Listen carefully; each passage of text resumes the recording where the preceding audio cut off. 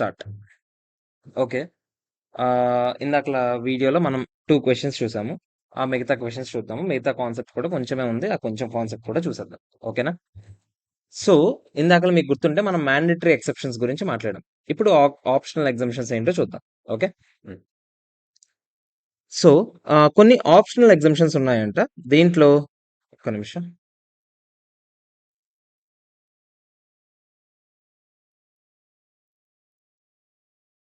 హ్మ్. కొన్ని optional exemptions ఉన్నాయంట. ఇన్ డేస్ రెట్రోస్పెక్టివ్‌గా అప్లై చేయడానికి. ఏంటి సార్ ఏంటి మాట్లాడుతున్నారంటే, అదే మనం మాట్లాడాం గదా! ఇన్ డేస్ 101 ఏం చెప్పింది అంటే, మీరు ట్రాన్సిషన్ డేట్ రోజు అన్ని assets and liabilities as if Ind AS starting నుంచే పాటిస్తున్నాం అన్నట్టుగా అన్నింటిని రెట్రోస్పెక్టివ్‌గా మార్చుకుంటూ రావాలి. ట్రాన్సిషన్ డేట్ రోజుకి. దానికి కొన్ని ఎగ్జంప్షన్స్ ఉన్నాయి అని చెప్తూ ఇందాకల 2 ఎగ్జంప్షన్స్ గురించి మాట్లాడాం. మ్యాండేటరీ ఎగ్జంప్షన్స్ గురించి. అలాగే ప్రీవియస్ మీరు ఎస్టిమేట్స్ కూడా వాడేటప్పుడు అప్పట్లో ఉండే ఎస్టిమేట్స్ ఏవైతే ఉన్నాయో అవే యూజ్ చేయాలిరా. ఎందుకంటే ఇప్పుడు అప్పుడెప్పుడో ఎస్టిమేట్ అంటే ఏంటి? అప్పుడున్న పరిస్థితులు బట్టి మనం తీసుకున్న దాన్ని ఎస్టిమేట్ అంటాం. అంతేనా కాదా చెప్పండి? అప్పుడున్న పరిస్థితులు బట్టి తీసుకున్న ఎస్టిమేట్‌కి మధ్యలో కొన్ని చేంజెస్ జరుగుంటాయా లేదా? దానికి ఇప్పుడున్న ఎస్టిమేట్స్ ప్రకారం తీసుకోవడం ఏంటి? అలా తీసుకోకూడదు. స్టార్టింగ్‌లో మీరు ఏ ఎస్టిమేట్స్ వాడారో అవే వాడుకోవచ్చు అని జెప్పాడు. ఓకేనా? అది కంటిన్యూ అది చెప్పాం. తర్వాత గవర్నమెంట్ లోన్స్ గురించి కొంచెం మాట్లాడాం. Financial asset and financial liability గురించి కూడా మనం మాట్లాడాం. అంతేనా? ఇప్పుడు కొన్ని ఆప్షనల్ ఎగ్జంప్షన్స్ ఉన్నాయంట. ఆప్షనల్ ఎగ్జంప్షన్స్ ఒక్కొక్కటిగా చూద్దాం. పీపీఈ ఒక్క నిమిషం. ఆ! PPE, intangible asset, investment property, investment in subsidiary, associate, joint venture అలాంటివి ఏవైనా సరే. అంటే పీపీఈ మనం ఎందులో ఫాలో అవుతున్నాం చెప్పండి ఇప్పుడు? ఇండ్ ఏస్ 16 intangible assets 38, investment property 40, investment in subsidiary, associate, joint venture మనం 110, 27, 28, 110లో నేర్చుకున్నాం లేదా చెప్పండి కన్సాలిడేటెడ్ ఫైనాన్షియల్ స్టేట్మెంట్స్ చేసేటప్పుడు. అవన్నీ జనరల్‌గా మీరు చూడండి. మీరు ఏ పర్టిక్యులర్ ఇండ్ ఏస్‌కి ఆ పర్టిక్యులర్ ఇండ్ ఏస్ అయినా ఫాలో అయ్యి రెట్రోస్పెక్టివ్‌గా అప్లై చేసుకుంటూ రావచ్చు. అంటే మీ దగ్గర ఇన్ఫర్మేషన్ ఉందనుకోండి. వెనక నుంచి అన్నీ అప్లై చేసుకుంటూ, మార్చుకుంటూ రావచ్చు. ట్రాన్సాక్షన్ రేట్ వరకు. లేదా recognised deemed cost. Sir deemed cost అంటే ఏంటి? Carrying amount as per previous GAAP on the date of transaction. అంటే ట్రాన్సాక్షన్ డేట్ ఏదైతే ఉందో, ట్రాన్సాక్షన్ డేట్ అంటే ఏంటి? మనం అనుకున్నాం కదా! ఏ ఇయర్ నుంచి అయితే మీరు ఇండ్ ఏస్ ఫాలో అవుతున్నారో, ఆ ప్రీవియస్ ఇయర్ తాలూకా ఓపెనింగ్ డేట్‌నే ట్రాన్సాక్షన్ డేట్ అంటాం. అంతేనా? సో, ఆ ప్రీవియస్ ఇయర్ ఓపెనింగ్ డేట్ రోజుకి అప్పటికే ఏఎస్‌లు ఫాలో అయితూ మీరేదో ఒక వాల్యూ తీసుకొచ్చుంటారా? ఆ వాల్యూని మీరు డీమ్డ్ కాస్ట్ అని అనుకోని అక్కడి నుంచే కంటిన్యూ చేసేయొచ్చు. ఇక పైన మీరు ఇండ్ ఏస్‌లు ఫాలో అవుతారు. అంటే మీరు రెట్రోస్పెక్టివ్‌గా చేయగలిగితే చేయండి. లేకపోతే కరెక్ట్‌గా పాత ఏఎస్‌ల ప్రకారం ఎంతైతే క్యారింగ్ అమౌంట్ ఉందో అదే తీసేసుకోండి. హ్యాపీ కదా! మీకు ఆప్షన్ ఇచ్చాడాడు. ఏది కావాలంటే అది తీసుకోవచ్చంట. Or fair value on the date of transition. Transition date రోజున ఫెయిర్ వాల్యూ కావాలన్నా తీసుకోవచ్చంట. ట్రాన్సిషన్ డేట్ రోజున ఇప్పుడు ఫర్ ఎగ్జాంపుల్ ఒక ల్యాండ్ ఉంది. ఆ ల్యాండ్ లేకపోతే బిల్డింగ్ ఉందనుకుందాం. ల్యాండో బిల్డింగ్ ఏదో ఒకటి. నేను ఫెయిర్ వాల్యూకి చూపిద్దాం అనుకుంటున్నాను. అంటే ట్రాన్సిషన్ డేట్ రోజున్న ఫెయిర్ వాల్యూ ఎంతుందో దానికే చూపిద్దాం అనుకుంటున్నాను. మీరు అలా కావాలన్నా చూపించొచ్చు. మీకు 3 ఆప్షన్స్ ఇచ్చానురా. బిల్డింగ్ ఉందనుకుందాం. బిల్డింగ్ మీరు పాతప్పటి నుంచి ఇప్పటి వరకు డిప్రిసియేషన్‌లో అన్ని ఇండ్ ఏస్ 16 ప్రకారం ఎలా చేయాలో అలా చేసుకుంటూ రండి. ఒకటి. లేదా డైరెక్ట్‌గా పాత ఏఎస్‌ల ప్రకారం ఎంతో కొంత చేసుంటారు కదా! ఆ క్యారింగ్ అమౌంట్ తీసేసుకోండి. 2 మూడోదేంటి? ఆ ముందు రోజున ఫెయిర్ వాల్యూ ఎంతుందో అది కూడా తీసుకోండి. మీకు ఇన్ని ఆప్షన్స్ ఇచ్చాడురా. ఏది కావాలంటే అది తీసుకోమంటున్నాడు. ఏ ప్రాబ్లమ్ లేదంట. కాపోతే ఫెయిర్ వాల్యూ ఆప్షన్స్ ఇన్వెస్ట్‌మెంట్ ప్రాపర్టీకి లేదంట. ఎందుకు? మీకు గుర్తుంటే ఇండ్ ఏస్ 40 మనం చదువుకున్నప్పుడు చెప్పాం. ఇండ్ ఏస్ 40లో ఇన్వెస్ట్‌మెంట్ ప్రాపర్టీస్‌కి ఓన్లీ కాస్ట్ మోడల్ ఆప్షన్ మాత్రమే ఉంటది. వాటికి రీవాల్యుయేషన్ మోడల్ అప్లై చేయొచ్చా? చేయకూడదు. అంటే వాటిని ఎప్పటికీ ఫెయిర్ వాల్యూకి మెజర్ చేయకూడదు. ఎప్పుడు ఇనీషియల్‌గా ఎంతకి ఎక్వైర్ చేసామో ఆ కాస్ట్‌కే మెజర్ చేసుకుంటూ రావాలి. ఇది మనం ఇండ్ ఏస్ 40లో నేర్చుకున్నాం. డౌట్ ఉంటే పాజ్ నొక్కి ఇండ్ ఏస్ 40 చూసి మళ్ళీ ఇక్కడికి రండి. ఓకేనా? ఇది మ్యాటర్. ఓకే. సో సింపుల్‌గా చెప్పాలంటే ఇండ్ ఏస్ 16 అసెట్స్‌కి అంటే ప్రాపర్టీ, ప్లాంట్ అండ్ ఎక్విప్‌మెంట్ వాటికి ఇంటాంజిబుల్ అసెట్స్‌కి, తర్వాత ఇన్వెస్ట్‌మెంట్ ప్రాపర్టీస్‌కి, investment in subsidiaries, joint ventures ఇలాంటి వాటికి. మీరు కావాలనుకుంటే కాస్ట్‌కే చూపించుకోండి ఏది. మీరు ప్రీవియస్ అకౌంటింగ్ స్టాండర్డ్ ప్రకారం ఎంతకైతే చూపిస్తున్నారో అదే కంటిన్యూ చేసేయండి. లేదా మీరు మన కొత్త ఇండెక్స్‌లు వాడి రెట్రోస్పెక్టివ్‌గా మార్చుకుంటూ రండి. లేదా fair value on the date of transaction కూడా చూపించుకోండి. ఎక్సెప్ట్ ఇన్వెస్ట్‌మెంట్ ప్రాపర్టీ తప్ప. ఎందుకంటే ఇన్వెస్ట్‌మెంట్ ప్రాపర్టీకి ఫెయిర్ వాల్యూ ఆప్షన్ ఉండదు. ఓకేనా? తర్వాత కాంపౌండ్ ఫైనాన్షియల్ ఇన్‌స్ట్రుమెంట్స్. దీని గురించి మనం ఆల్రెడీ మాట్లాడాం. కాంపౌండ్ ఫైనాన్షియల్ ఇన్‌స్ట్రుమెంట్ అంటే అందులో లయబిలిటీ పోర్షన్ ఉంటుంది. ఈక్విటీ పోర్షన్ కూడా ఉంటుంది. దాన్నే కదా మనం కాంపౌండ్ ఫైనాన్షియల్ ఇన్‌స్ట్రుమెంట్ అంటాం. అంతేనా కదా చెప్పండి? So, if liability is outstanding as per previous GAAP on the date of transaction, not outstanding as per previous GAAP. అంటే ఇప్పుడు ఇంకా ఫైనాన్షియల్ లయబిలిటీ పోర్షన్ మీరు నాకు చెప్పండి ఫస్ట్. అసలు కాంపౌండ్ ఫైనాన్షియల్ ఇన్‌స్ట్రుమెంట్‌లో రెండిటిగా ఎందుకు విడదీస్తాం? కొంత అమౌంట్ పక్కాగా రీపే చేయాలి. కొంత అమౌంట్ రీపే చేయక్కర్లేదు అనే ఉద్దేశంతోనే కదా 2 విడదీస్తున్నాం. ఆడేమంటున్నాడంటే ఇంకా రీపేమెంట్ డేట్ పడలేదు. ఇంకా రీపేమెంట్‌కి టైం ఉందనుకోండి విడదీయండి. విడదీయండి. రీపేమెంట్ అయిపోయింది. రీపేమెంట్ అసలు ఏమీ చేయాల్సిన అవసరం లేదు. ఇప్పుడు ఓన్లీ అందులో రీపేమెంట్ చేయకపోయిన పోర్షనే ఉందనుకోండి. అప్పుడు విడదీయాల్సిన అవసరమే లేదంటున్నాడు. అర్థమైందో లేదో చెప్పండి? అదే ఆడు చెప్తుంది. ఓకేనా? సో, నాట్ ఔట్‌స్టాండింగ్ అయితే అప్పుడు స్ప్లిట్ చేయాల్సిన అవసరం ఇప్పుడు లయబిలిటీ ఈస్ నాట్ ఔట్‌స్టాండింగ్ అంటే అది ఆల్రెడీ క్లియర్ అయిపోయింది లయబిలిటీ. ఇప్పుడు ఔట్‌స్టాండింగ్ అమౌంట్ ఏం లేదు. ఇప్పుడు ఇంకెందుకు విడదీయడం టైం వేస్ట్ వ్యాపారం కాకపోతే. అప్పుడు విడదీయాల్సిన అవసరం లేదు. కానీ ఇంకా ఔట్‌స్టాండింగ్‌లో ఉందనుకోండి అప్పుడు మీరు విడదీసి అప్పటి నుంచి మీరు అప్లై చేసుకుంటూ రావాలి. ఓకేనా? సో, విడదీయాలంటే కూడా చూసారా రెట్రోస్పెక్టివ్‌గా అన్నీ మార్చుకుంటూ రావాలంట. అర్థమైందా? ఇది matter. Okay. Next share based payments transaction. మళ్ళీ ఇది ఎక్కడ నేర్చుకున్నాం చెప్పండి? ఇండేస్ 102. డౌట్ ఉన్న వాళ్ళు ఫస్ట్ అది 102 చూసాక ఇది చూడండి. ఓకేనా?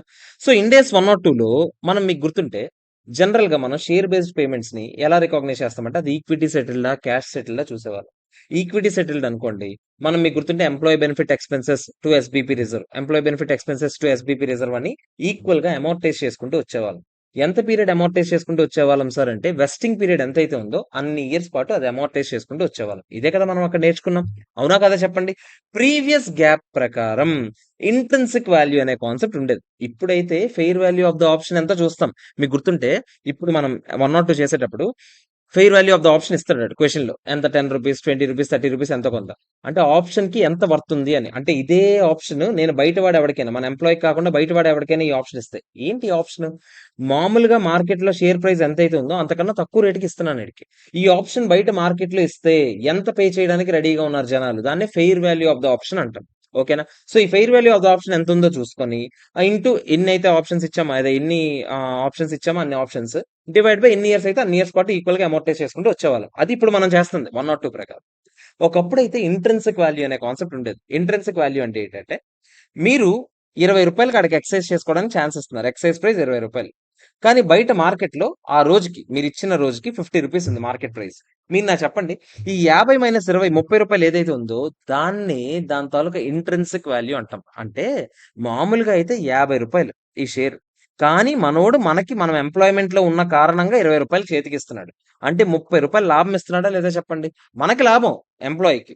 కంపెనీకి అది నష్టమేనా కాదా చెప్పండి? అదే ఇంట్రిన్సిక్ వాల్యూ అవుతది కంపెనీకి. కంపెనీ ఏం చేస్తది? ఎంప్లాయీ బెనిఫిట్ ఎక్స్‌పెన్సెస్ నుంచి టు ఈసాప్ రిజర్వ్ అని అప్పుడులో క్రియేట్ చేసేవాళ్ళు. అప్పుడులో ఈసాప్ రిజర్వ్. ఇప్పుడైతే మనం ఎస్‌బీపీ రిజర్వే. ఓకేనా? అప్పుడైతే ఈసాప్ రిజర్వ్ అని చూపించేవాళ్ళు. ఓకేనా? ఇప్పుడైతే ఏం చేయాలి సార్? ఈ ట్రాన్సిషన్ అప్పుడు ఏం చేయాలి? ఇండ్ ఏస్ 101 అప్పుడు. ఆడేమంటున్నాడంటే ESOP vested before transaction data, not vested before transaction data. Sir vested ఏంటి? నాట్ వెస్టెడ్ ఏంటి? మీకు అందుకే చెప్పాను. ఆ స్టాండర్డ్స్ మీరు అన్ని తెలిస్తేనే ఇది రండి ఇక్కడికి రండి. వెస్టెడ్ అంటే ఏంటి? అంటే ఇప్పుడు నేను చెప్పాను 1998లో నేను అనౌన్స్ చేశాను అనుకోండి. నేను ఆప్షన్స్. ఇప్పటికి 2003 రోజు మన ట్రాన్సాక్షన్ డేట్ అనుకుందాం. 1/4/2003 మన ట్రాన్సాక్షన్ డేట్ అనుకుందాం కాసేపు. అనుకుందాం. నేను 1998 అప్పుడు అనౌన్స్ చేశాను ఆప్షన్స్. ఓకేనా? అప్పుడు అనౌన్స్ చేసినప్పుడు ఆడికి చెప్పాను. కొన్ని ఆప్షన్స్ ఏమో 2 ఇయర్సే వెస్టింగ్ పీరియడ్. అంటే 2 ఇయర్స్ తర్వాత కావాలంటే మీరు వెస్ట్ చేసేయొచ్చు. కొన్ని ఆప్షన్స్ ఏమో 10 ఇయర్స్ వెస్టింగ్ పీరియడ్. 10 ఇయర్స్ ఉంటేనే మీకు ఆప్షన్స్ మీ చేతికొస్తాయి అని చెప్పాను నేను.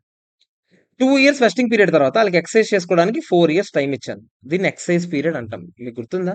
102 తెలియాలి మీకు. ఏమంటున్నాను నేను? 2 ఇయర్స్ ఎంప్లాయ్‌మెంట్‌లో కంటిన్యూ అయితే 2 ఇయర్స్ తర్వాత నెక్స్ట్ 4 ఇయర్స్‌లో ఎప్పుడు కావాలంటే అప్పుడు ఎక్సైజ్ చేయొచ్చు అని చెప్పాను. ఓకేనా? అంటే ఈ 2003కొచ్చేసరికి ఇవి ఆల్రెడీ వెస్టింగ్ పీరియడ్ కంప్లీట్ అయిపోయింది. 1998లో ఇచ్చానంటే 1999, 2000లోనే కంప్లీట్ అయిపోయాయి వెస్టింగ్ కండిషన్స్. కాపోతే ఎక్సైజ్ పీరియడ్ ఇంకా ఉంది. 4 ఇయర్స్ ఇంకా ఉందా లేదా చెప్పండి? అవునా కాదా? ఎందుకంటే 4 ఇయర్స్ 2000 నుంచి లెక్కెడితే 2004 వరకు టైమ్ ఉంది మనకి. అవునా? సో, 2004 వరకు మనకు టైమ్ ఉంది కాబట్టి ఇంకా వెస్టింగ్ అయిపోయి వెస్టింగ్ అయితే అయిపోయి కానీ ఎక్సైజ్ అవ్వలేదు. అవునా కదా చెప్పండి? So, ESOP vested before the date of transition అది. అంటే అవి ఆల్రెడీ వెస్ట్ అయిపోయాయి. బట్ ఎక్సర్సైజ్ జరగలేదు. అందుకని ఇంకా ఉన్నాయి. అలాంటివన్నీ ఏం చేయాలంట? రికాగ్నైజ్ ఎస్‌బీపీ రిజర్వ్ డైరెక్ట్‌గా ప్రీవియస్‌లో ఈసాప్ రిజర్వ్ అని చూపించేవాళ్ళం కదా! ఒకప్పుడు. అప్పుడు ఎంత చూపించామో అదే ఎస్‌బీపీ రిజర్వ్ అని చూపించేసాను. డైరెక్ట్‌గా ఈసాప్ రిజర్వ్ డెబిట్ కొట్టేయండి. ఎస్‌బీపీ రిజర్వ్ క్రెడిట్ కొట్టేయండి. ఏవి ఆల్రెడీ వెస్ట్ అయిపోయిన వాటికి, అంటే ఆల్రెడీ ఈ ఆప్షన్ తాలూకా కండిషన్స్ పూర్తి చేసేసారు, రెడీగా ఉన్నాయి, ఎప్పుడు కావాలంటే అప్పుడు కొనుక్కోవచ్చు. అందుకని మీరు పాత వాటికి ఎంతైతే చూపించారో అదే చూపించుకోవచ్చు అంట. లేదా రెట్రోస్పెక్టివ్ గా 1 or 2 లెక్కెట్టుకుంటూ రండి. ఎవడైనా సరే రెట్రోస్పెక్టివ్ ఎందుకు లెక్కెడదాం అనుకుంటాడు? అంత దూరం ఎవడుకుంటాడు చెప్పండి? డైరెక్ట్ గా ప్రీవియస్ గ్యాప్ ప్రకారం ఎంత ఉందో అంత చూపించుకోండి, ఎవడేమండంట. ఓకేనా కదా చెప్పండి? కానీ అన్వెస్టెడ్ ఆప్షన్స్ ఏవైతే ఉన్నాయి, ఇప్పుడు నేను చూడండి దీనికి 10 years టైం ఇచ్చాను. 10 years టైం అంటే ఇంకా వెస్టింగ్ కండిషన్సే పూర్తి అవ్వలేదు. వెస్టింగ్ అవ్వడానికి ఇంకా చాలా టైం ఉంది. చాలా టైం ఉంది కాబట్టి ఇంకా ఇండెక్స్ 1 or 2 అప్లై చేయొచ్చా లేదు? మీరు హ్యాపీగా అప్లై చేయొచ్చు కాబట్టి రెట్రోస్పెక్టివ్ గా 1 or 2 మొత్తం చేసుకుంటూ రండి. మీ సావు మీరు సావండి అని చెప్పాడు. సింపుల్ గా చెప్పాలంటే 1 or 2 అప్లై చేయాలా చేయకూడదా అంటే, మీకు ఇప్పటికీ ఆప్షన్స్ ఆల్రెడీ వెస్ట్ అయిపోయి ఉంటే ఏం ప్రాబ్లం లేదు, అప్లై చేస్తే చేయండి, లేకపోతే లేదు, ఎవడేమంట. ప్రీవియస్ ప్రకారం ఎంత ఉందో అది చూపించుకోండి. కానీ ఆప్షన్స్ ఇంకా వెస్ట్ అవ్వకపోతే మాత్రం దోలు తీరిపోద్ది మీకు. ఫస్ట్ నుంచి రెట్రోస్పెక్టివ్ గా 1 or 2 అప్లై చేసుకుంటూ రావాలి, ఇంకో ఆప్షన్ లేదు మీకు. అర్థమైందా? ఇవన్నీ నేను మీకు ఏం కంగారు పడకండి, ఇవన్నీ క్వశ్చన్స్ చేస్తాం మనం. ఓకేనా? Cumulative translation differences on foreign operations.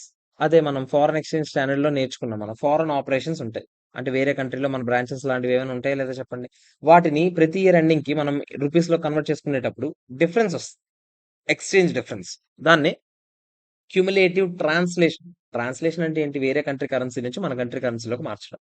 ఆ ట్రాన్స్లేషన్ డిఫరెన్స్ ఏదైతే ఉంటుందో మీరు దాన్ని ఏం చేయొచ్చు అంట, డైరెక్ట్ గా జీరో చేసేయచ్చు హ్యాపీగా, ఎవడేమన్నాడు అంటే ఆ మొత్తం ట్రాన్స్లేషన్ డిఫరెన్స్. క్రెడిట్ బ్యాలెన్స్ ఉంటే క్రెడిట్ ని డెబిట్ కొట్టియండి, డెబిట్ బ్యాలెన్స్ ఉంటే డెబిట్ ని క్రెడిట్ కొట్టియండి, డిఫరెన్స్ అంతా దేనికి పంపించేస్తారు? రీటైన్ అనేది తోసేయండి, ఏం ప్రాబ్లం లేదు. ఓకేనా? లేదా అన్ని మూసుకొని ఇండెక్స్ 21 అప్పటి నుంచి చేసుకుంటూ రండి. మీకు అంత దూరం ఉంటే ఫారెన్ ఎక్స్చేంజ్ స్టాండర్డ్ అప్పటి నుంచి రెట్రోస్పెక్టివ్ గా అప్లై చేసుకుంటూ రండి. ఇది అడిచ్చిన ఆప్షన్స్. అర్థమైందా? ఇది cumulative translation difference. Next business combination. Business combination కాదు ఏమంటారు చూడండి, 1 or 3 రెట్రోస్పెక్టివ్ గా అప్లై చేయాల్సిన అవసరమే లేదంట. 1 or 3 స్టాండర్డ్ లో మీరు నెట్ మామూలుగా బిజినెస్ కాంబినేషన్ స్టాండర్డ్ మనం ఏం చేస్తాం? Fair value of net assets ఎంత, పర్చేస్ కన్సిడరేషన్ ఎంత, ఆ రోజు ప్రకారం ఫెయిర్ వాల్యూస్ ప్రకారం చూస్తాం కదా. తర్వాత గుడ్ విల్ ఎంత వచ్చింది, గెయిన్ ఆన్ బార్గెన్ పర్చేస్ ఎంత వచ్చింది, అవేం వద్దంట. డైరెక్ట్ గా అప్పుడులో మీరు ఏదో ప్రకారం ఏదో పెంట ప్రకారం చేస్తుంటారు కదా, అవి అలా చూపించండి, ఎవడు ఇంకెలకొద్దు కూడా అనేసాడు. హ్యాపీ. ఆడేం చేయొద్దంటే మీరెందుకు గెలుగుతారు? అంతేనా కదా చెప్పండి? అది మ్యాటర్. క్లియర్? ఓకే. సో ఇది మ్యాటర్. ఇంకొకటి ఉంది, ఇన్వెస్ట్మెంట్ ఇన్ జాయింట్ వెంచర్. దీని గురించి నేను తర్వాత చెప్తాను, ఎందుకంటే ఒక క్వశ్చన్ ఉంది, ఆ క్వశ్చన్ తో పాటు చెప్తాను. లాస్ట్ కి ఇది కూడా 8th క్వశ్చన్ ఉంది, ఇది నేను మళ్ళీ సెపరేట్ గా చెప్పను. 8th క్వశ్చన్ చెప్పేటప్పుడు ఆ 8th క్వశ్చన్ తో పాటు ఇది క్లోజ్ చేస్తాను. ఓకేనా? దీనికి మాత్రం నేను చెప్తాను, ఇంకా దీనికి టైం ఉంది. ఇంకో క్వశ్చన్ ఉంది అన్నాను కదా, ఆ క్వశ్చన్ తో పాటు చెప్తాను. ఓకే. థియరీ పార్ట్ అయితే అయిపోయింది మనకి. చాలా చెప్తాను కదా, చాలా ఈజీ స్టాండర్డ్. మీకు ఇప్పుడు చెప్తాను కదా, నేను చూస్తారు కదా మీరు. ఓకేనా? మనం క్వశ్చన్స్ చేసే ముందు ఒకటి డిస్కస్ చేయాలి నేను. మనకి షెడ్యూల్ 3 ఇండేస్ ప్రకారం బ్యాలెన్స్ షీట్ ఎలా ఉంటుందో ఫార్మెట్ మాత్రం మాత్రం మనం బట్టి పట్టాలి, తప్పదు. ఇంకో ఆప్షన్ లేదు. ఫార్మెట్లు మనం బట్టి పట్టాల్సిందే, ఇంకో ఆప్షన్ లేదు. షెడ్యూల్ 3 ప్రకారం బ్యాలెన్స్ షీట్ ఫార్మెట్ ఒకసారి మనం బట్టి పడదాం. గుర్తుపెట్టుకోండి, ఒకప్పుడైతే ఈక్విటీ అండ్ లైబిలిటీస్ తో స్టార్ట్ అయ్యేది బ్యాలెన్స్ షీట్. కింద అసెట్స్ ఉండేవి. కంపెనీస్ బ్యాలెన్స్ షీట్ మనం ఫార్మెట్ నేర్చుకున్నాం లేదా చెప్పండి? అవునా కదా? కాకపోతే ఇప్పుడు రివర్స్. ఇండేస్ ప్రకారం ఫస్ట్ అసెట్స్ ఉంటాయి, తర్వాత ఈక్విటీ అండ్ లైబిలిటీస్ ఉంటాయి. ఓకేనా? సో గుర్తుపెట్టుకోండి, ఫస్ట్ అసెట్స్ తో స్టార్ట్ అవుతుంది బ్యాలెన్స్ షీట్. ముందు నాన్ కరెంట్ అసెట్స్ అంట. ఒక్క నిమిషం, దీన్ని ఇంకో దాంట్లో ఓపెన్ చేస్తాను. ఈ బ్యాలెన్స్ షీట్ ఫార్మెట్ బట్టి పట్టాలి, తప్పదు. మళ్ళీ చెప్తున్నాను నేను.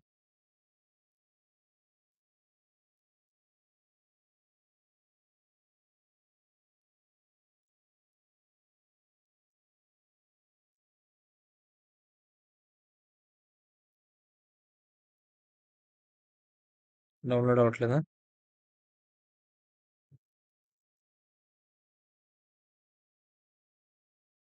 ఒక్క నిమిషం. ఓకే.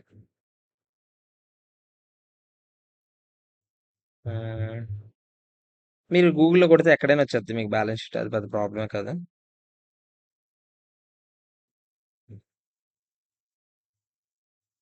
ఏదది ఫార్మాట్, ఫార్మాట్.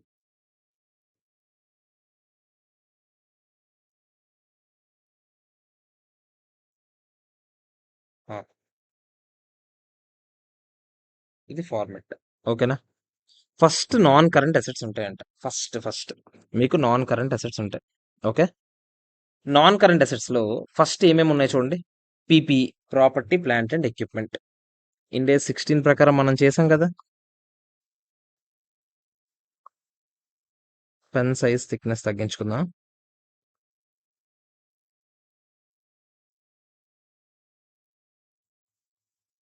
ఇండేస్ 16 నేర్చుకున్నాం లేదా ప్రాపర్టీ ప్లాంట్ అండ్ ఎక్విప్మెంట్? దాని ప్రకారం మీరు రికాగ్నైజ్ చేసుకుంటూ వస్తారు.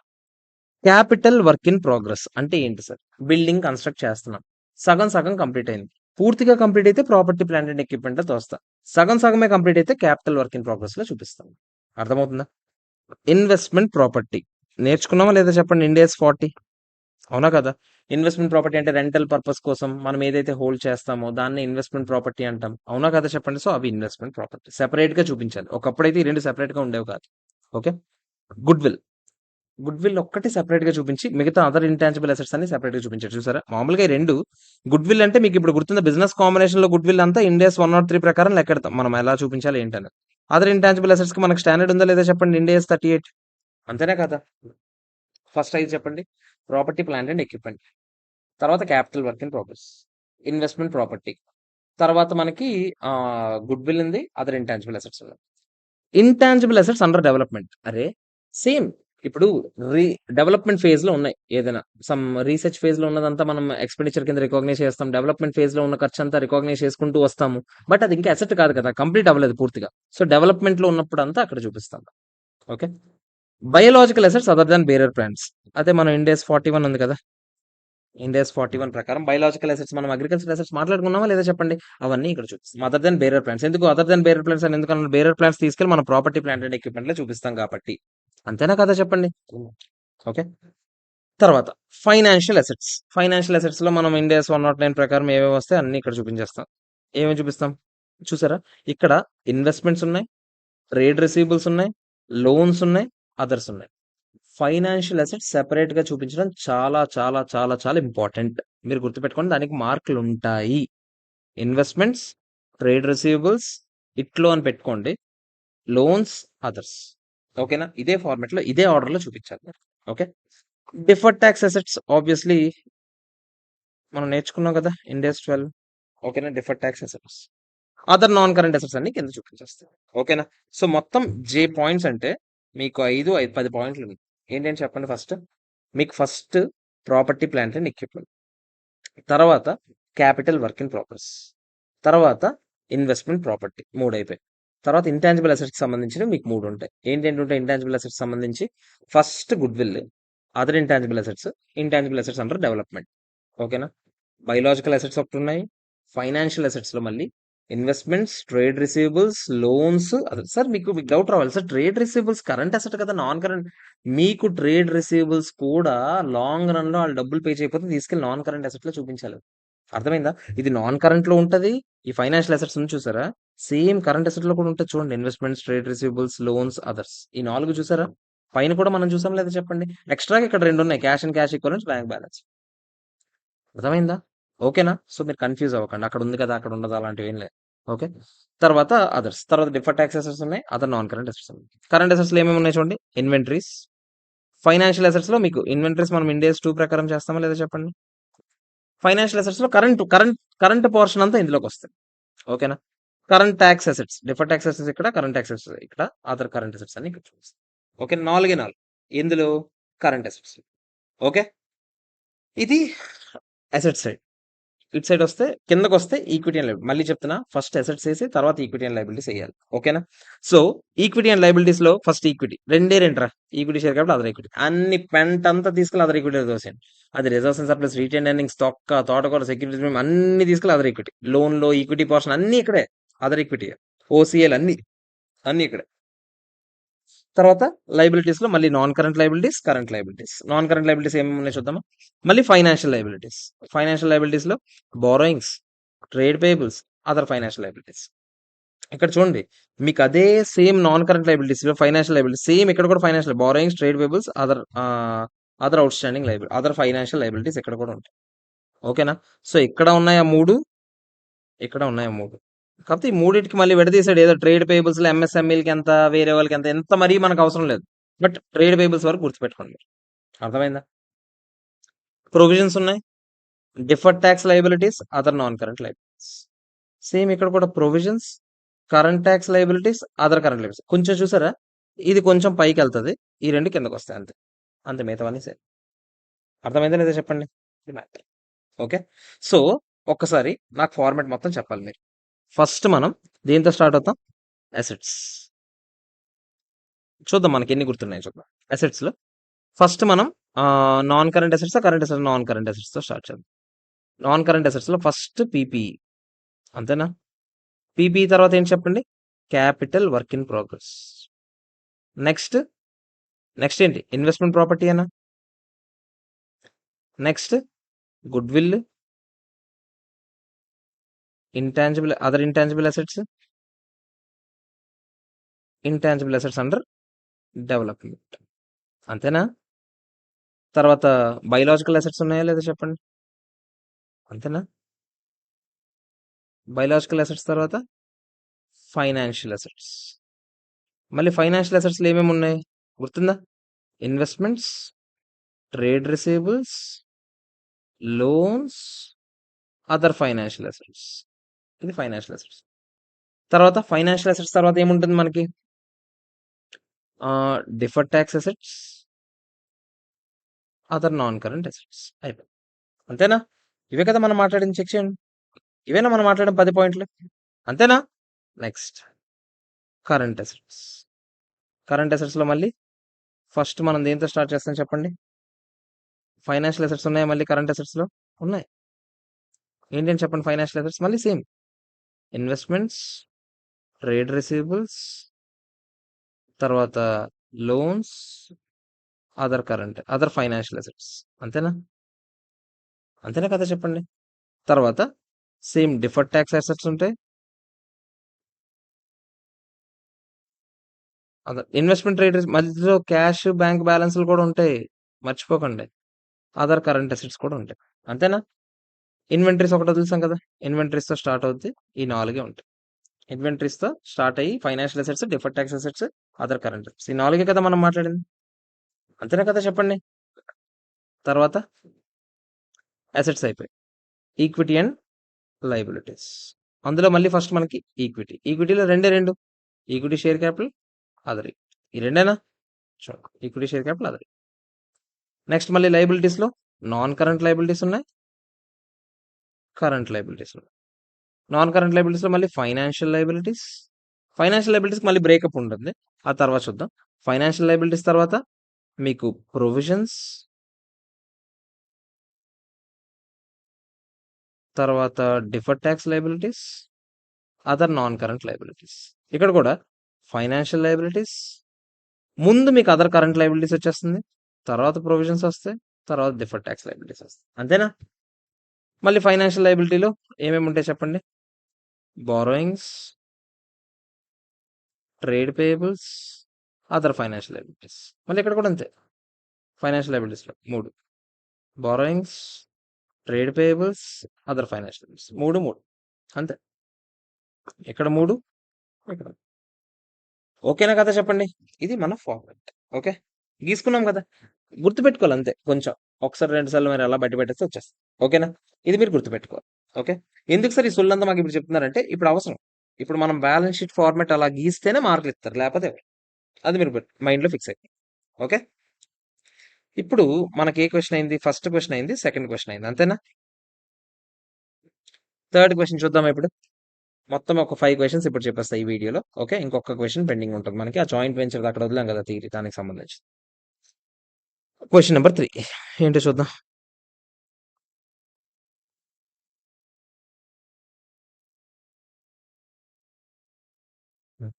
On 1st April 2001, Newgen had generated 1,20,000 share options to its employees. ఎంప్లాయీస్‌కి షేర్ ఆప్షన్స్ ఇచ్చారంట. అదే మనం షేర్ ఆప్షన్స్ గురించి మాట్లాడామా లేదా చెప్పండి?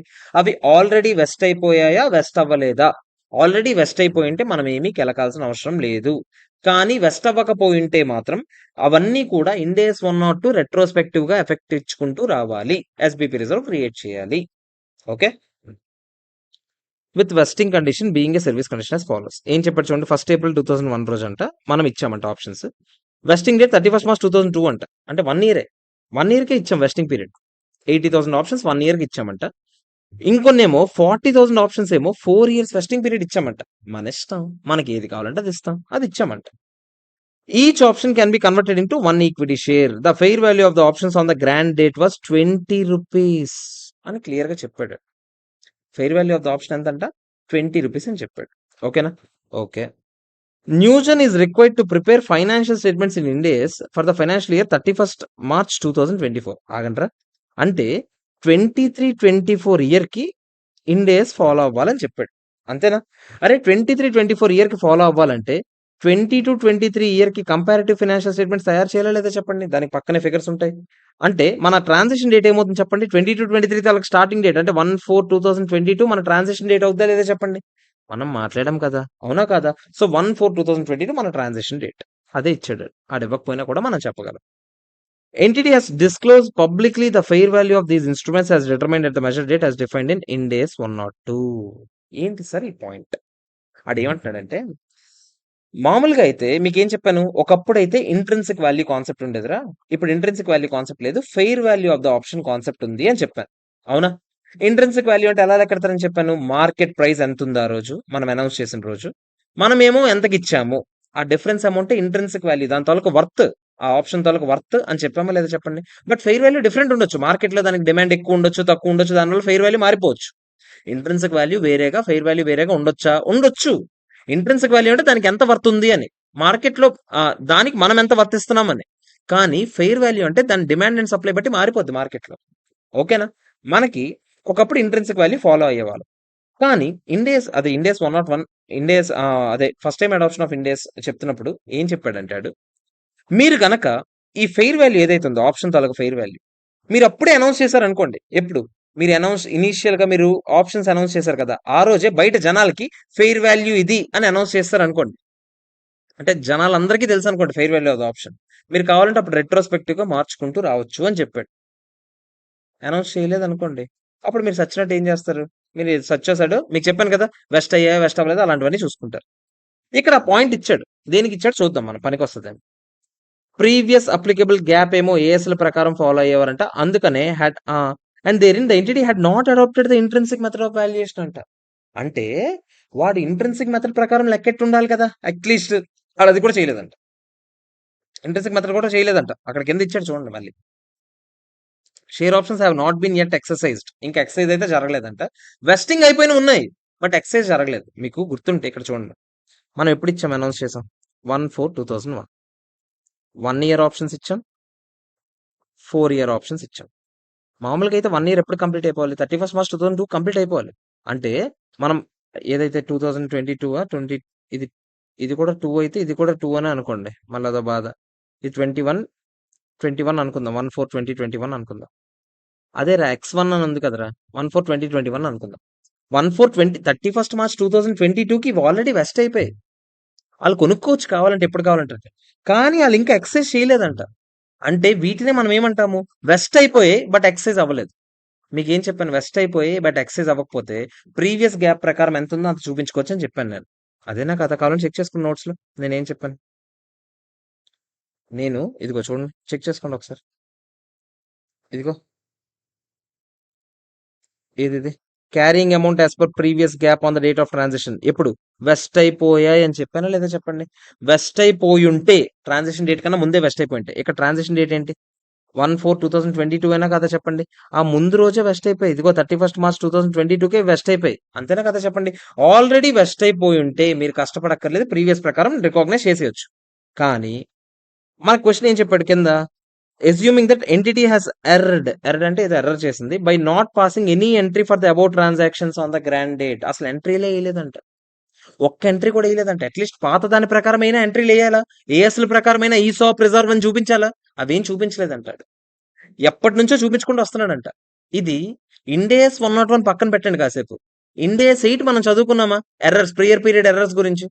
Accounting estimates, accounting policies and prior period errors గురించి మాట్లాడామా లేదా చెప్పండి? అందులో మనం ఏం చెప్పాం? ప్రియర్ పీరియడ్ ఎర్రర్స్ ఏవైనా ఉంటే వాటిని రెక్టిఫై చేసుకోవడం ఎలా అని మనం మాట్లాడామా లేదా?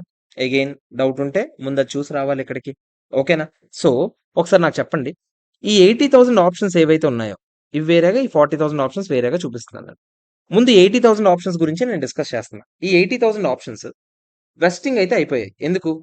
నేను 1/4/2021లో అనౌన్స్ చేశాను. 31st March 2022కి అదేమవుతాయి? వెస్టింగ్ అయితే కంప్లీట్ అయిపోతాయి. వెస్టింగ్ కండిషన్ పూర్తయిపోయింది. ఆళ్ళు ఎక్సైజ్ చేసుకోవాలి. ఎక్సైజ్ చేసుకుంటే ఎప్పటికల్లా చేసుకోవాలి? ఆళ్ళకేమైనా ఎక్సైజ్ పీరియడ్ ఇచ్చుంటే ఆడు మనకి ఇచ్చుండేవాడు. మనకేం ఇవ్వలేదండి. ఇంకా టైం ఉందనుకుందాం. ఎక్సైజ్ చేసుకోవడానికి ఒక 10 ఏళ్ళు ఉందనుకుందాం. ఆడెప్పుడు కావాలంటే అప్పుడు ఎక్సైజ్ చేసుకోవచ్చు. ఆడు ఇంకా ఎక్సైజ్ చేయలేదు ప్రస్తుతానికి. ఆడు ఎక్సైజ్ చేయకపోతే ముందు నాకు చెప్పండి. ఫస్ట్ ఇక్కడ ఒక ఎర్రర్ జరిగిందా లేదా చెప్పండి? Prior period error. అవునా? మనం ఎక్కడున్నాం? 1/4/2022 మన ట్రాన్సిషన్ డేట్. ఆడిచ్చాడు కదా క్లియర్‌గా. 1/4/2022 మన ట్రాన్సిషన్ డేట్ అని. అవునా కదా చెప్పండి? మీరు నాకు చెప్పండిరా జాగ్రత్తగా. 31st March 2022కి మామూలుగా అయితే ఈ ఎంట్రీ ఎప్పుడు పడాలి? అంతే. 31st March 2022కి ఒక ఎంట్రీ పడుండాలి. కానీ అది పడలేదు. అది పడకపోవడం వల్ల 31st March 2022 balance sheet effect అవుద్దా లేదా? 21-22 పీరియడ్ ఫైనాన్షియల్ స్టేట్మెంట్స్ ఎఫెక్ట్ అవుతాయి లేదా? ఎఫెక్ట్ అవుతాయి. 22-23 ఆబ్వియస్లీ ఎఫెక్ట్ అవుతాయి. దానివల్ల 21-22 ఎఫెక్ట్ అయ్యాయంటే తర్వాతవన్నీ ఎఫెక్ట్ అవుతాయి కదా! 23-24 కూడా ఎఫెక్ట్ అవుతాయి. అంతేనా కదా చెప్పండి?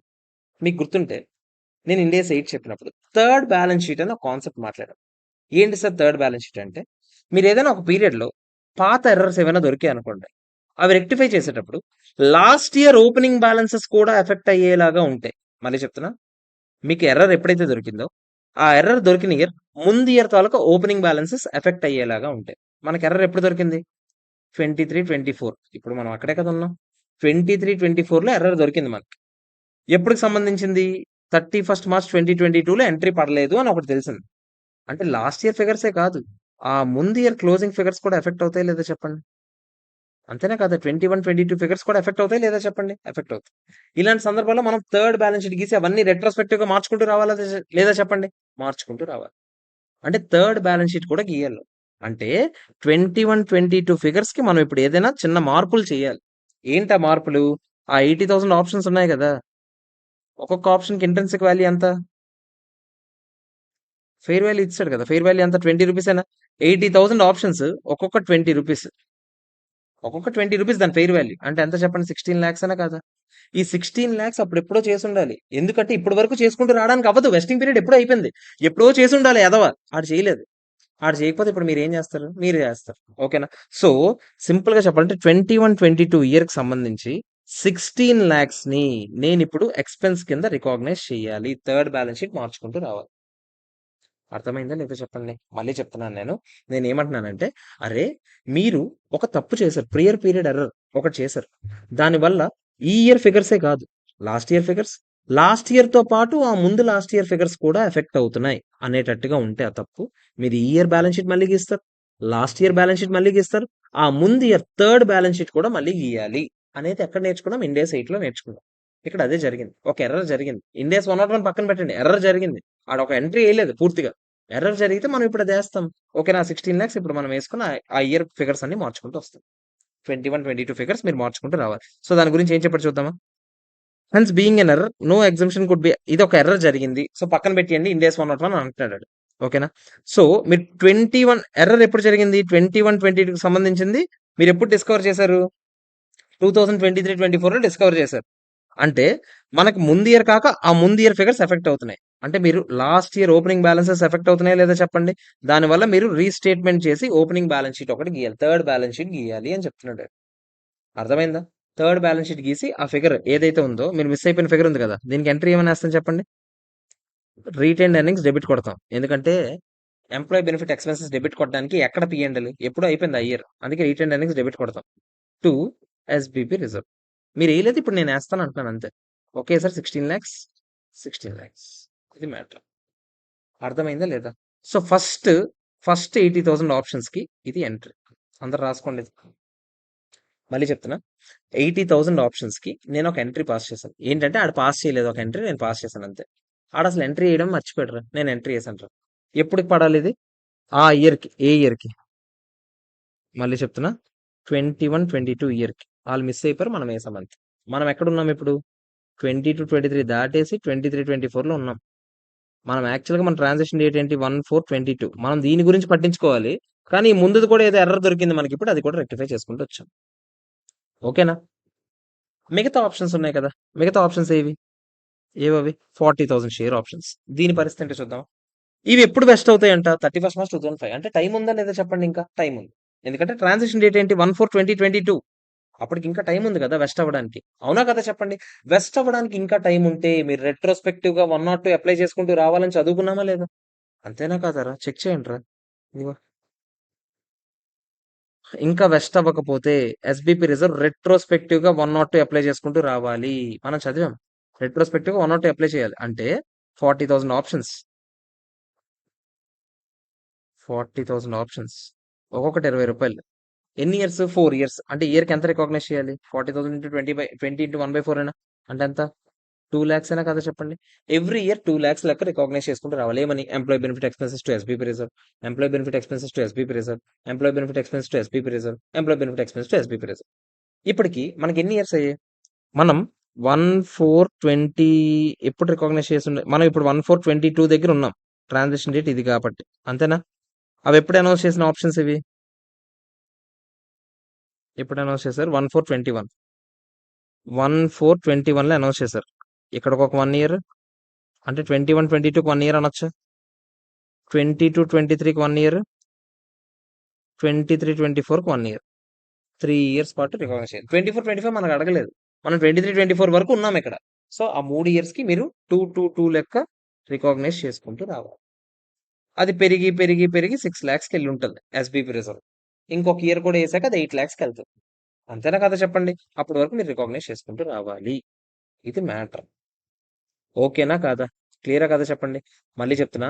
ఈ స్టాండర్డ్ అర్థం అవ్వాలంటే మీరు అన్ని స్టాండర్డ్స్ చూసుండాలి. లేకపోతే అస్సలు అర్థం కాదు. అన్ని స్టాండర్డ్స్ చూసుంటే అన్ని స్టాండర్డ్స్ మీరు ఆల్రెడీ చూసారనే ఉద్దేశంతో నేను చెప్తున్నాను. లేకపోతే మళ్ళీ మీకు అర్థం కాదు. మళ్ళీ చెప్తున్నాను ఇప్పుడే. ఓకేనా? సో దాని గురించి ఏం చెప్పాడు చూద్దామా? 40,000 ఆప్షన్స్ గురించి చూద్దాం ఒకసారి ఆడు ఏం చెప్పాడు. ఫర్ ఏదది 40,000 ఆప్షన్స్. ఇవి ఇంకా వెస్ట్ అవ్వలేదు. వెస్ట్ అవ్వలేదు కాబట్టి మీరు 102 రెట్రోస్పెక్టివ్‌గా అప్లై చేసుకుంటూ రావాల్సిందే. మీకు ఇంకో ఆప్షన్ లేదు. హవెవర్ ఆళ్ళసలు అకౌంటే చేయలేదు. అకౌంటే చేయకపోవడం వాళ్ళసలు అకౌంటింగ్ ఎయలేదని చెప్పాడు కదా! కింద క్లియర్‌గా. ఆళ్ళెప్పటికి అసలు అకౌంటింగే ఎయలేదని. ఆళ్ళెయకపోతే మనం ఎసుకుంటూ వస్తాం. Share based payment reserve, employee benefit expenses ఎసుకుంటూ వస్తాం. అర్థమైందా లేదా? ఓకేనా కదా చెప్పండి? ఆ! ఆడేం చెప్తున్నాడంటే ఆడ ఆన్సర్‌లో ఏం చెప్పాడంటే మీరున్నదెక్కడ? ఆడ ఆన్సర్‌లో ఏం చెప్పాడో చెప్తా చూడు. మీరున్నదెక్కడ? మీరు అనౌన్స్ చేసిందేమో 1/4/21 అంతేనా? మీ ట్రాన్సిషన్ డేట్ ఏమో 1/4/22. ఇది మీ ట్రాన్సిషన్ డేట్. ఇది 1/4/23. ఇది 31 మార్చ్ 24. అక్కడి వరకు ఏస్తున్నాను. ఇది 21, 22 ఇయర్. 22, 23, 23, 24. మన గొడవంతా ఈ రోజుకి ఎలా చేయాలి అకౌంటింగ్ అనేది. ఈ ముందు కూడా కొన్ని మిస్ అయిపోయినవి ఉన్నాయి. ఎర్రర్స్ ఉన్నాయనుకోండి. ప్రియర్ పీరియడ్ ఎర్రర్స్ ఉంటే మనం వాటన్నిటిని కూడా ఈ రోజుకి రీటైన్డ్ ఎర్నింగ్స్‌కి పాస్ చేసుకుంటామా లేదా చెప్పండి? ఎర్రర్స్ రా! ఎర్రర్స్ ఏమైనా దొరికితే ప్రియర్ పీరియడ్ ఎర్రర్స్ రెక్టిఫై చేసుకుంటామా లేదా? వీటినే ఇది ఫస్ట్ బ్యాలెన్స్ షీట్ రా. Second balance sheet. ఇది థర్డ్ బ్యాలెన్స్ షీట్. ఓకేనా? ఈ థర్డ్ బ్యాలెన్స్ షీట్ డేట్ రోజుకి ఎర్రర్స్ అన్నీ కూడా మీరేం చేస్తారు? రీటైన్డ్ ఎర్నింగ్స్‌కి ఎఫెక్ట్ ఇచ్చుకుంటూ వచ్చేస్తారు. ఓకేనా? సో, అందులో భాగంగానే ఈ 21, 22కి సంబంధించిన 2,00,000 ఏదైతే ఉందో ఇప్పటి వరకు అసలు చూపించలేదు. అది ఎర్రర్ చేశారు. ఈసాప్ రిజర్వ్ అయినా చూపించుండాల్సింది. ఆళ్ళు చూపించలేదు. ఇప్పుడు మీరేం చేస్తారు? Retained earnings to SBP reserve అనేస్తారు. 2,00,000, 2,00,000. 21, 22 అయిపోయింది. 22, 23, 23, 24 పాటు మీరిక పైన ఇండేస్ ట్రాన్సాక్షన్ జరిగిపోయిన తర్వాత మీరేం చేస్తారు ప్రతి ఎంట్రీ? ఇండేస్ ఏం చెప్పింది అదే ఏస్తారు. Employee benefit expenses to SBP reserve. 2,00,000, 2,00,000 ఒక year. Employee benefit expenses to SBP reserve. 2,00,000, 2,00,000 ఇంకో ఇయర్. అర్థమైందా? సింపుల్‌గా మీరిలా చూపించుకోవాలి. అర్థమైందా లేదా చెప్పండి? ఓకేనా కాదా? ఇది మ్యాటర్. క్లియర్? ఓకే. హ్మ్. ఇది థర్డ్ క్వెషన్. ఎవరికైనా ఏమైనా డౌట్ ఉందా? చూసుకోండి ఒకసారి. ఎవరికైనా ఏమైనా డౌట్ ఉందేమో చూసుకోండి.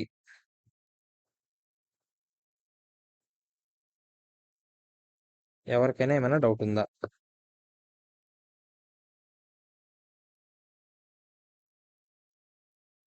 ఇది థర్డ్ క్వెషన్. ఓకేనా? నేను నెక్స్ట్ దానికెళ్తున్నా. ఫోర్త్ క్వెషన్ ఇప్పుడు కాదు.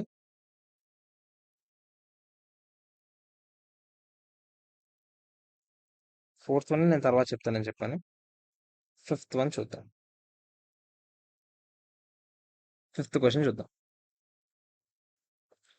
ఏంటో చూద్దాం fifth question. H Limited has the following assets and liabilities as at 31st March 2001, prepared in accordance with previous GAAP. ఆడేం చెప్పాడు, 31st March 2001 రోజుకి హెచ్ లిమిటెడ్ ఏం చేసిందంట, హెచ్ లిమిటెడ్ దగ్గర కొన్ని అసెట్స్ అండ్ లైబిలిటీస్ ఉన్నాయంట. ఓకే, నైస్, బాగానే ఉంది. అవి ప్రీవియస్ గ్యాప్ ప్రకారం తయారు చేశారు, అంటే ఏఎస్ల ప్రకారం తయారు చేశారు అనుకుందాం కాసేపు. ఓకే, అన్ని ఇచ్చాడు, రకరకాలు ఇచ్చాడు. ఫార్మెట్ అయితే మనకు క్లియర్గా తెలుసు, మనకు కావాల్సిన ఇండియాస్ ఫార్మెట్లో అయితే లేవు.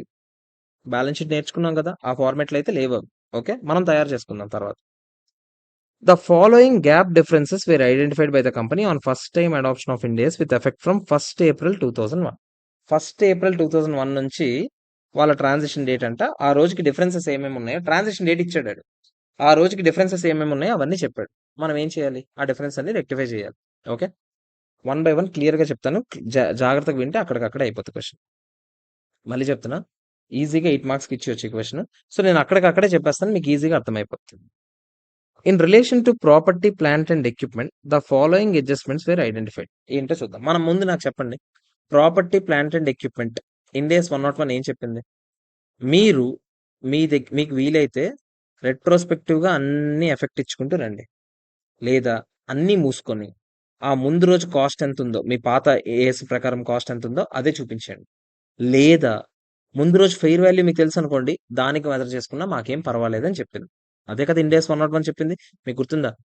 ఇండియాస్ 101 అదే property, plant and equipment, intangible assets, investment properties, తర్వాత ఇంకోటి ఏంటి, అదే investments in joint venture subsidies, అలాంటి సబ్సిడరీ కంపెనీస్, అలాంటివన్నీ అన్ని కూడా ఇలాగే చూపించుకోండి అని చెప్పింది. ఒక్క ఇన్వెస్ట్మెంట్ ప్రాపర్టీ మాత్రం ఫెయిర్ వాల్యూకి ఎప్పటికీ చూపించకూడదు, గుర్తుంది కదా. Property, plant and equipment comprises land held for capital appreciation purpose. అరే క్యాపిటల్ అప్రిసియేషన్ కోసం ఏదైనా హోల్డ్ చేసాం అనుకోండి, దాన్ని ఇన్వెస్ట్మెంట్ ప్రాపర్టీ అనాలి, అవునా కదా. కానీ ఆడెక్కడ చూపించాడంట, ప్రాపర్టీ, ప్లాంట్ అండ్ ఎక్విప్మెంట్ లో చూపించాడంట. ఎంత అంట అది? 4,50,000 అంట. మీరు నా చెప్పండి, మనం ఏం చేస్తాం చెప్పండి. ఆడికి తెలియదు పాపం, ఆడు పీపీఈ అని చూపించాడు మొత్తం. మనం పీపీఈ వేరేగా, ఇన్వెస్ట్మెంట్ ప్రాపర్టీ వేరేగా చూపిస్తామా లేదా చెప్పండి? విడదీస్తున్నా, 1,30,00,000 వేరేగా వేస్తున్నా, 4,50,000 వేరేగా వేస్తున్నా. ఎందుకంటే ఇన్వెస్ట్మెంట్ ప్రాపర్టీ సెపరేట్ గా చూపించాలి, గుర్తుందా మీకు? ఇవన్నీ నాన్ కరెంట్ అసెట్స్ లో వస్తాయి, అది కూడా గుర్తుంది కదా మీకు. ఫార్మెట్ ఇందాకలే చెప్పాను కదా. Exchange differences of 1 lakh were capitalized to depreciable property, plant and equipment on which accumulated depreciation of 40,000 was recognized. ఆడంట ప్రాపర్టీ, ప్లాంట్ ఏదో ఎక్స్చేంజ్ డిఫరెన్సెస్ క్యాపిటలైజ్ చేశాడంట. మామూలుగా మీకు గుర్తుందా, ఏదైనా ఒక అసెట్ ఫారెన్ కరెన్సీ వాడి కొని ఉంటే, దానిలో ఏదైనా ఫారెన్ ఎక్స్చేంజ్ కరెన్సీ రేట్స్ లో ఏదైనా మార్పు వచ్చుంటే, ఆ మార్పు వల్ల వచ్చిన 1 lakh రూపీస్ తీసుకెళ్లి అసెట్ కి ఆ డిఫరెన్స్ అంతా అడ్జస్ట్ చేస్తాడంట. దాని మీద ఒక 40,000 డిప్రిసియేషన్ రికాగ్నైజ్ చేశాడంట. మనకెందుకు, మనకి ఏది చేసినా కూడా మీరు నాకు చెప్పండి, ఏదది ఆ exchange differences as such the past capitalise exchange difference ఏవైతే ఉన్నాయో అవన్నిటికీ మనకి అడ్జస్ట్మెంట్ చేయాల్సిన అవసరమే లేదు, మనకు సంబంధమే లేదు. మనకి ఎందుకు ఎక్స్చేంజ్ డిఫరెన్స్ అడ్జస్ట్ చేస్తే ఏంటి, చేయకపోతే ఏంటి? మనకి ఇండియాస్ కూడా ఏం చెప్పింది, అడ్జస్ట్ చేసుకోండి అనే చెప్పింది కదా. నేను ఇప్పుడు మీరు నాకు చెప్పండి, మనకి ఏమైనా పీపీకి సంబంధించి ఇక్కడ కింద ఏదో చెప్పారు చూడండి, the management intends to adopt deemed cost exemption. అంటే ఏంట్రా డీమ్డ్ కాస్ట్ ఎగ్జంప్షన్ అంటే, పాత కాస్ట్ ఎంతైతే ఉందో పాత ఏఎస్ఎల్ ప్రకారం అదే చూపించుకుంటారంట. అదే చూపించుకుంటారు అన్నప్పుడు నాకెందుకు అసలు ఇదంతా? ఆడ ఏం చేసినా నాకేం పర్లేదు, ఆడ ఎంత చూపిస్తే అంతే చూపిస్తాను, నాకేం సంబంధమే లేదు. క్యారింగ్ వాల్యూస్ అని డీమ్డ్ కాస్ట్ లో అనుకోండి అని చెప్తాడు ఆడు. మనకే ఇంకే happy, there were no asset retirement obligations. అంటే 105 అసలు చూడాల్సిన, చెక్ చేయాల్సిన అవసరమే లేదని చెప్తాడు. అదేరా అసెట్ రిటైర్ అయిపోయింది అనుకోండి, అసెట్ హెల్డ్ ఫర్ సేల్ అనుకోండి, 105 చూడాలా లేదా చెప్పండి, అవేం అవసరం లేదంట. సో సింపుల్ చెప్పండి, ఫస్ట్ పాయింట్ అయిపోయింది మనకి. ఫస్ట్ పాయింట్ కి మనం చేసిన అడ్జస్ట్మెంట్ ఏంట్రా అంటే, ఈ రెండు విడదీసాం, పీపీ వేరేగా, ఇన్వెస్ట్మెంట్ ప్రాపర్టీ వేరేగా చూపించాం. చెక్ చేద్దాం ఆడేం చేశాడు. నాన్ కరెంట్ అసెట్స్ లో పీపీ వేరేగా, ఇన్వెస్ట్మెంట్ ప్రాపర్టీ వేరేగా, 1,30,00,000, 4,00,000. సార్ ఇదేంటి సార్ అంటే, ప్రీవియస్ గా ఎలా చూపించాం, అడ్జస్ట్మెంట్స్ ఏంటి, ఇండియాస్ ప్రకారం ఎలా చూపించాం, ఇదే కదా మనం చెప్పాం, అవునా కదా చెప్పండి. సో 2 పాయింట్స్ అయిపోయింది. నెక్స్ట్కి వెళ్దామా. Next, trade receivables, advances for purchase of inventory cash. ఆగండి, కరెంట్ అసెట్స్ లో మీకు గుర్తుంటే ఫస్ట్ ఇన్వెంటరీ ఉంటుంది, అవునా. ఇన్వెంటరీ తర్వాత ఏముంటాయి, ఫైనాన్షియల్ అసెట్స్ ఉంటాయి, అంతేనా కదా చెప్పండి. ఈ ఫైనాన్షియల్ అసెట్స్‌లో మీకు గుర్తుంటే ఇన్వెస్ట్‌మెంట్స్ ఏవైనా ఉంటే అవన్నీ ఉంటాయి. అంతేనా? ట్రేడ్ రిసీవబుల్స్ ఉంటాయి. తర్వాత క్యాష్ అండ్ క్యాష్ ఈక్వివలెంట్స్ కూడా ఇందులోనే ఉంటాయి. అంతేనా కదా చెప్పండి? తర్వాత లాస్ట్‌కి అదర్ ఫైనాన్షియల్ అసెట్స్ ఉంటాయి. కరెంట్ అసెట్స్‌లో కూడా inventories, financial assets, deferred talks assets అయిపోయిన తర్వాత అదర్ కరెంట్ అసెట్స్ వస్తాయి. అంతేనా? ఇక్కడ నాకు చెప్పండి ఫస్ట్ దేనికి దాంట్లో క్లాసిఫై చేసేద్దాం. Advances for purchase of trade receivables ఏమో ఇక్కడ చూపిస్తాం. ఇన్వెంటరీ ఏమో ఇక్కడ సెపరేట్‌గా చూపిస్తాం. క్యాష్ ఏమో ఇదిగో ఇందులో చూపిస్తాం. Advances for purchase of inventory అది ఫైనాన్షియల్ అసెటా కాదా? ఆగండి. మీకు నేను ఇండ్ ఏస్ 109 చెప్పినప్పుడు చెప్పాను. మీరు ఇన్వెంటరీకి అడ్వాన్స్ ఇచ్చారు. మీకు ఆడి దగ్గర నుంచి డబ్బులొస్తాయా? ఇన్వెంటరీ వస్తాయా? ఇన్వెంటరీ వస్తాయి. మీకు ఎవరి దగ్గర నుంచైనా డబ్బులొస్తాయి లేదా ఎవరికైనా డబ్బులు కట్టాలి అన్నప్పుడు అది ఫైనాన్షియల్ అసెట్ లేదా ఫైనాన్షియల్ లయబిలిటీ అవుతది. వాడి దగ్గర నుంచి సర్వీస్ వస్తది, గూడ్స్ వస్తాయి అన్నప్పుడు అది ఫైనాన్షియల్ అసెట్ అవుతాయా? అవ్వవు. సో, అవి అదర్ కరెంట్ అసెట్స్‌లో చూపించాలి. ఈ 50,00,000 అదర్ కరెంట్ అసెట్స్‌లో చూపించాలి నేను. అర్థమైందా? మీకు అన్ని చాప్టర్‌ల నాలెడ్జ్‌లో తెలిసుండాలి. అప్పుడే ఇది అవుతది. లేపోతే వర్కౌట్ అవ్వదు. Investments in Yes limited. వేరే కంపెనీలో ఇన్వెస్ట్‌మెంట్స్ అంట. ఇన్వెస్ట్‌మెంట్స్ వేరే కంపెనీలో చేస్తే అది నాన్ కరెంట్ అవ్వచ్చు, కరెంట్ అవ్వచ్చు. దానికి నోట్స్ టు అకౌంట్స్ ఏదో ఇచ్చాడు. రెండో దాంట్లో చెప్పాడంట. The company had made an investment in Yes Limited. Investment in సబ్సిడరీస్‌ని కూడా మీకేం చెప్పాను? కావాలంటే కాస్ట్‌కే చూపించి పాత గ్యాప్ ప్రకారం ఎంత ఉందో అంతే చూపించండి. లేదా ఫెయిర్ వాల్యూకి చూపించండి. లేదా మీరు రెట్రోస్పెక్టివ్‌గా ఎఫెక్ట్ చేసుకుంటూ రండి. 48 లాక్స్ అంట. That is carried at fair value 68 lakhs అంట. ట్రాన్సాక్షన్ డేట్ రోజు. కంపెనీ ఏమో ఫెయిర్ వాల్యూకి చూపిద్దాం ఓకే. అంటే మీరు 48 కాస్త మీరేం చేద్దాం అనుకుంటున్నారు? పెంచుదాం అనుకుంటున్నారు. ఎంత? 68 లాక్స్ చూపిద్దాం అనుకుంటున్నారు. నాన్ కరెంట్ అసెట్ అయినా కాదా చెప్పండి? అవునా కాదా? వేరే కంపెనీలో ఇన్వెస్ట్ చేశారు. Non current asset. కానీ ఐసీఐ వాడు అది కరెంట్ అసెట్ అని తీసుకున్నట్టున్నాడు. నాకు గుర్తున్నంత వరకు. ఒకసారి ఆగండి. కరెంట్ అసెట్‌లో ఫైనాన్షియల్ అసెట్స్‌లో చూపించాడు. కానీ అది యాక్చువల్‌గా నాన్ కరెంట్ అసెట్స్‌లో ఫైనాన్షియల్ అసెట్ అవుతది. బట్ ఆడెందుకు కరెంట్ అసెట్‌లో తీసుకున్నాడో మరి నాకు తెలీదు. ఆడు తీసుకున్నాడు. మనం అందుకే తీసుకుంటున్నాం. అంతకు మించి ఇంకే రీజన్ లేదు. నన్నడిగితే ఇది నాన్ కరెంట్ అసెట్ అవుతాది. వేరే కంపెనీలో ఇన్వెస్ట్ చేసినప్పుడు నాన్ కరెంట్ అసెటే అవుతది. ఎందుకు కరెంట్ అసెట్ అనే మనకేమైనా రీజన్ ఉందా? లేదు. లేదన్నప్పుడు నాన్ కరెంట్ అసెటే కదా తీసుకుంటాం. నాన్ కరెంట్ అసెట్‌లో ఫైనాన్షియల్ అసెట్‌లో చూపించాలని నేనంటాను. బట్ ఆడు కరెంట్ అసెట్‌లో ఫైనాన్షియల్ అసెట్‌లో చూపించాడు. అందుకే మనం ఇంకేం చేయలేం. 48 లాక్స్ మీరు చూపించారు. కానీ మేమెంత చూపిస్తాం? 68 లాక్స్ అనే కదా! దీనివల్ల మీరు నాకు చెప్పండి. ఇన్వెస్ట్‌మెంట్ వాల్యూ పెరిగింది. 20 లాక్స్ పెరిగింది. అవునా? కరస్పాండింగ్‌గా ఏదో ఒకటి పెంచాలి కదా! మరి లేకపోతే బ్యాలెన్స్ షీట్ టాలీ ఎలా అవుతది? రీటెయిన్డ్ ఎర్నింగ్స్ పెంచుతామా లేదా చెప్పండి 20 లాక్స్. అవునా కదా చెప్పండి? సో, రీటెయిన్డ్ ఎర్నింగ్స్‌లో ఒక 20 లాక్స్ అడ్జస్ట్‌మెంట్ ఉంది. అది మనం మర్చిపోకూడదు. సో, కింద ఎక్కడైనా రీటెయిన్డ్ ఎర్నింగ్స్ ఇదిగో రీటెయిన్డ్ ఎర్నింగ్స్ ఉంది కదా! దానికి ఒక 20 లాక్స్ అడ్జస్ట్‌మెంట్ చేయాలి. మనం మర్చిపోకూడదు. ఎందుకంటే పైన ఒక 20 లాక్స్ పెంచాం. కింద కూడా పెంచాలి. ఓకేనా? మిగతావన్నిటికి ఏ నోట్స్ టు అకౌంట్స్ లేవు కాబట్టి ఇవన్నీ ఎక్కడెక్కడ ఏవేవి తోయాలో మీకు చెప్పాను కదా! మీకు చెప్పాను కదా! ఫస్ట్ ఆగండి. ఇన్వెంటరీస్ సెపరేట్‌గా చూపించాలి కదా! ఎంత ఇన్వెంటరీస్? ఇన్వెంటరీస్ 8 లాక్స్. 8ఆ? 3ఆ అది? 8. ఇన్వెంటరీ సెపరేట్‌గా 8 లాక్స్ చూపించుంటాడు చూడండి. ఇన్వెంటరీస్ 8 లాక్స్. ఫార్మాట్ రా. ఫైనాన్షియల్ అసెట్స్‌లో ట్రేడ్ రిసీవబుల్స్ క్యాష్ ఉందా లేదా చెప్పండి. అక్కడ ఉన్నట్టుగా చూపించామా లేదా? అదర్ కరెంట్ అసెట్స్‌లో advances for purchase of inventory మీకు చెప్పానా లేదా చెప్పండి. మీకు ఫార్మాట్ తెలియాలి. లేపోతే వర్కౌట్ అవ్వదు. ఈ సమ్ రాదు. వదిలేయండి హ్యాపీగా. ఫార్మాట్ తెలిసుండాలి. బట్టి పట్టాల్సిందే ఫార్మాట్. ఇప్పుడు చెప్పాను కదా! మనది అయిపోయిందా లేదా? ఏదైపోయింది? అసెట్ సైడ్ అయిపోయింది మనది. ఓకేనా కదా చెప్పండి. ఈజీ. ఈజీ 2 అడ్జస్ట్‌మెంట్‌లు కూడా చెప్పేసాం మనం. అసెట్ సైడ్ కూడా చెప్పేసాము. మూడో దానికెళ్ళొచ్చా నేను? మూడో అడ్జస్ట్‌మెంట్. ఏంటో చూద్దాం మూడో adjustment. VAT deferral loan of 60 lakhs. VAT deferral loan అని ఒకటి ఇచ్చారంట. జనరల్‌గా మీరు ఇది గుర్తుపెట్టుకోండి. వాట్ డిఫరల్ లోన్ అంటే నథింగ్ బట్ గవర్నమెంట్ లోన్. అప్పట్లో వాట్ ఉండేటప్పుడు ఇచ్చేవారు. ఓకేనా? So VAT deferral loan 60 lakhs అంట for setting up a business in backward region with a condition to create certain defined targets for employment of local population of the region. అదేరా వెనకబడిన ఏరియాస్‌లో మీరు ఒక ఇండస్ట్రీ పెడితే అక్కడ ఎంప్లాయ్‌మెంట్ ఆపర్చునిటీస్ క్రియేట్ అవుతాయో లేదో చెప్పండి. అందుకనే మీకు కొంచెం లోన్ ఇచ్చారంట. ఎంత లోన్ ఇచ్చారంట? 60 లాక్స్ లోన్ ఇచ్చారంట.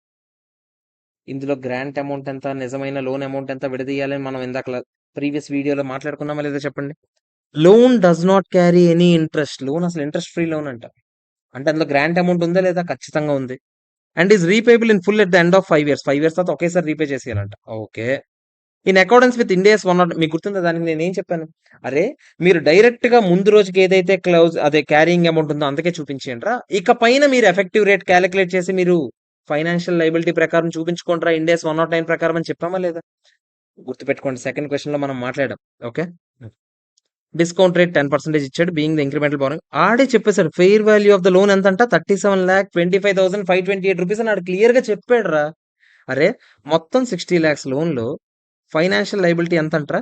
ఆడే చెప్పాడు 37,25,528 rupees financial liability. The entity chooses to exercise the option given in so and so. The entity chooses to apply the requirements of Ind AS 109 apply చేద్దాం అనుకుంటున్నారంట. And Ind AS 20 accounting for government grants and disclosure of government assistance retrospective గా చూపించుకుంటూ వద్దాం అనుకుంటున్నారంట. Financial liability ఇంత amount అయితే మిగతాదంతా government grant అయినా కదా చెప్పండి. 60 లక్షల్లో తీసేయండి. -37,25,528 అంటే 22,74,472 రూపీస్. అంతేనా కదా చెప్పండి. ఇది గవర్నమెంట్ గ్రాంట్. పైదంతా అమౌంట్ అంతా ఏమవుతుంది? లోన్ అవుతుంది. ఏం లేదురా, గవర్నమెంట్ 60 లక్షలు ఇచ్చిందిరా. అందులో లోన్ అమౌంట్ ఎంత అంటే 37,25,528 రూపాయలేనంటారా. ఎందుకంటే ఇంట్రెస్ట్ ఫ్రీ లోన్ కదా. ఇంట్రెస్ట్ ఫ్రీ లోన్ కి మనం ప్రెసెంట్ వాల్యూకి లెక్కెడతాం. డిస్కౌంట్ రేట్ వాడి ప్రెసెంట్ వాల్యూ లెక్కెడితే ఆడే చెప్పేశాడు 37,25,528 మనం లెక్కెట్టకుండా ఆడే చెప్పాడు. ఓకేనా. దానికేమో గవర్నమెంట్ ఎన్ని ఇయర్స్ మన దగ్గర ఏ ఇన్ఫర్మేషన్ ఇవ్వలేదు కదా. ఇచ్చాడా? At the end of 5 years అన్నాడా? ఓకే. మనం అప్పుడు ఎక్కడ ఉన్నాం చెప్పండి. మీరు కావాలంటే అది లెక్కెట్టుకోవచ్చు అంటున్నాను. 1422లో ఉన్నాం. అంతేనా? మనం 1422లో ఉన్నాం. మీరు అందరూ ఏం చేస్తారు? ఇది ఎప్పుడు రీపే చేయాలి లోను? 5 years. ఎప్పుడు తీసుకున్నాం మనం లోను?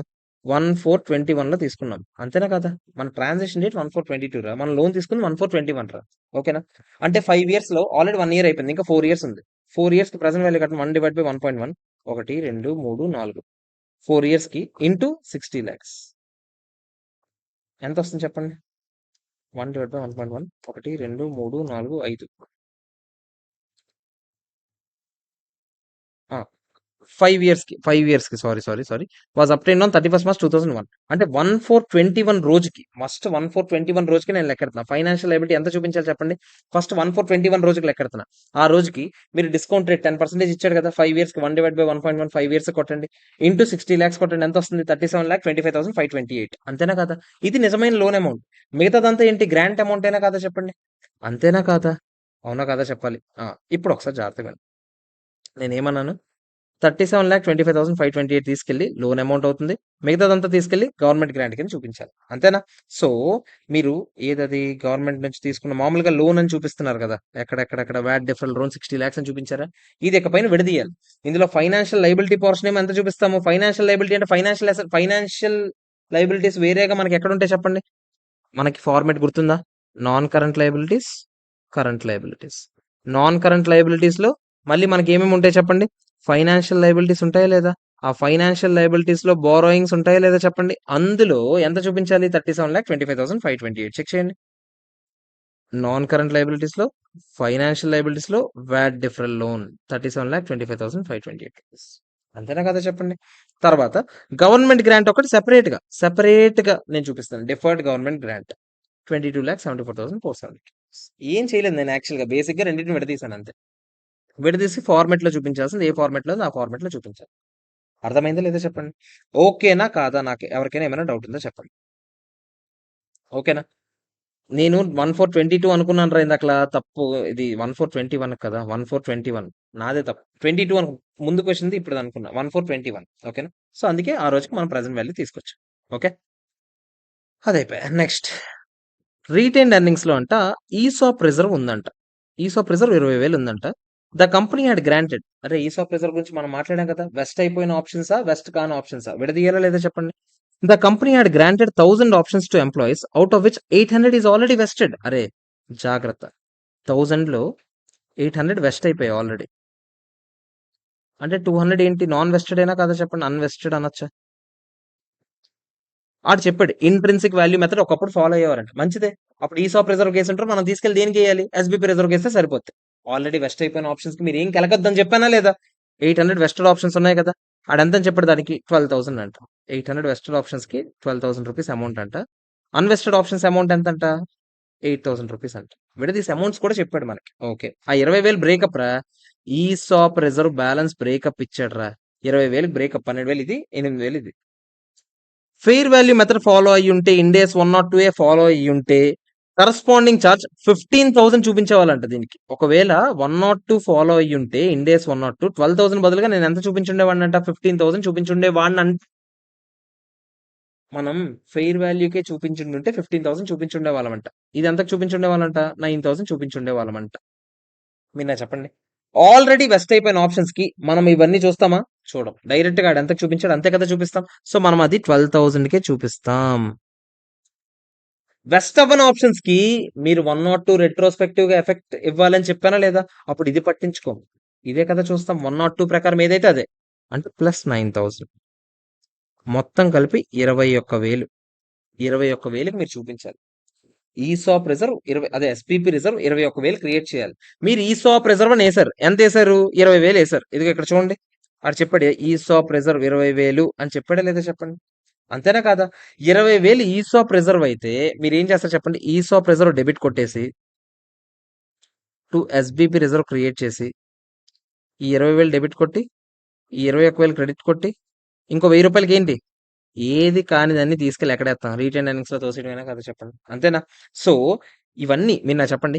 ఇవి ఏవి చేయండి అల్టిమేట్ గా రీటైన్ ఎర్నింగ్స్ లోనే ఉంటాయి లేదా చెప్పండి. ఇవన్నీ అల్టిమేట్ ఇవన్నీ రీటైన్ ఎర్నింగ్స్ లో ఉంటాయి. ఈ రీటైన్ ఎర్నింగ్స్ లో 20 లక్షల అడ్జస్ట్మెంట్ తో పాటు ఇప్పుడు ఒక 1,000 అడ్జస్ట్మెంట్ మైనస్ అయింది కదా. 1,000 రీటైన్ ఎర్నింగ్స్ డెబిట్ కొట్టాం కదా.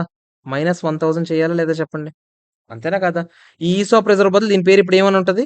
ఎస్బిపి రిజర్వ్ అని ఉంటుంది. అంతేనా? అవునా కదా చెప్పండి. ఇది మ్యాటర్. ఓకే. తర్వాత ఇంకేం చెప్పాడు చూద్దాం. ఇంకేమైనా పాయింట్ చెప్పాడేమో. ఇది అయిపోయింది. క్యుములేటివ్ ట్రాన్స్లేషన్ డిఫరెన్స్ ₹1,00,000 ఉందంట. మీకు చెప్పాను. క్యుములేటివ్ ట్రాన్స్లేషన్ డిఫరెన్స్ కంపెనీ కూడా ఏం చేద్దాం అనుకుంటుంది? జీరో చేసేద్దాం అనుకుంటుంది. మీకు చెప్పాను కదా కావాలంటే జీరో చేసి రీసెట్ చేసి అని. అంటే ఈ క్యుములేటివ్ డిఫరెన్స్ క్రెడిట్ బ్యాలెన్స్ చూపిస్తుంది. దీన్ని ఏం చేస్తాను? డెబిట్ కొట్టేసి క్యుములేటివ్ డిఫరెన్స్ డెబిట్ కొట్టేసి two retain earnings credit కొట్టేస్తాం. Lakh lakh ఈ 1,00,000 పోద్దా లేదా? రిటైన్ ఎర్నింగ్స్ లో మళ్ళీ ఎక్స్ట్రాగా 1,00,000 పెరుగుతుంది. క్రెడిట్ కొట్టాం కదా. అవునా కదా చెప్పండి. ఇది మ్యాటర్. ఓకేనా కదా? క్లియర్. ఒకసారి చూద్దాం ఇప్పుడు రిటైన్ ఎర్నింగ్స్ బ్యాలెన్స్ ఎంత ఉందో.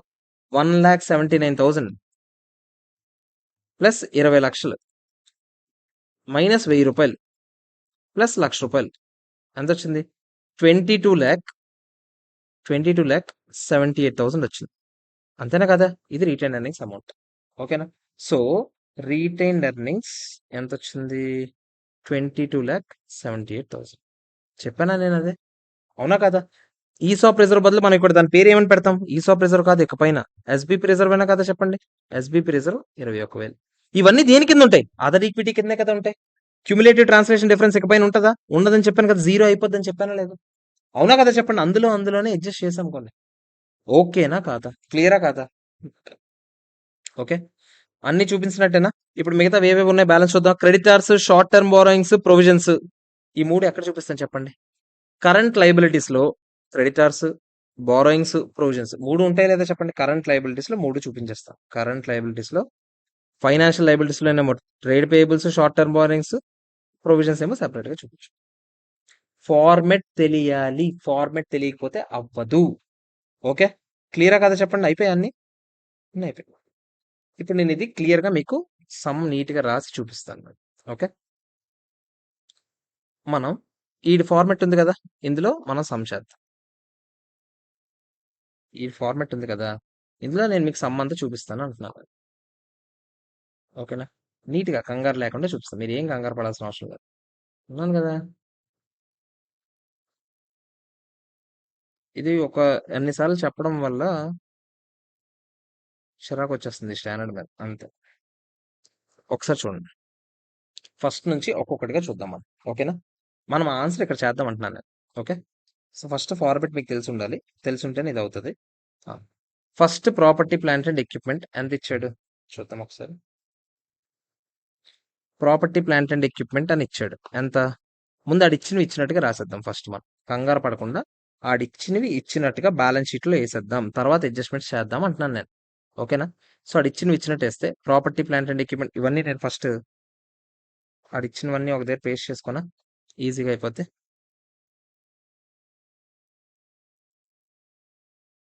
నేను ఇక్కడ చూపిస్తాను అంటున్నాను నేను.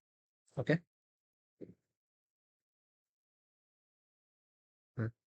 చూడండి ఫస్ట్ మనం ఏం మాట్లాడుకున్నాం చెప్పండి.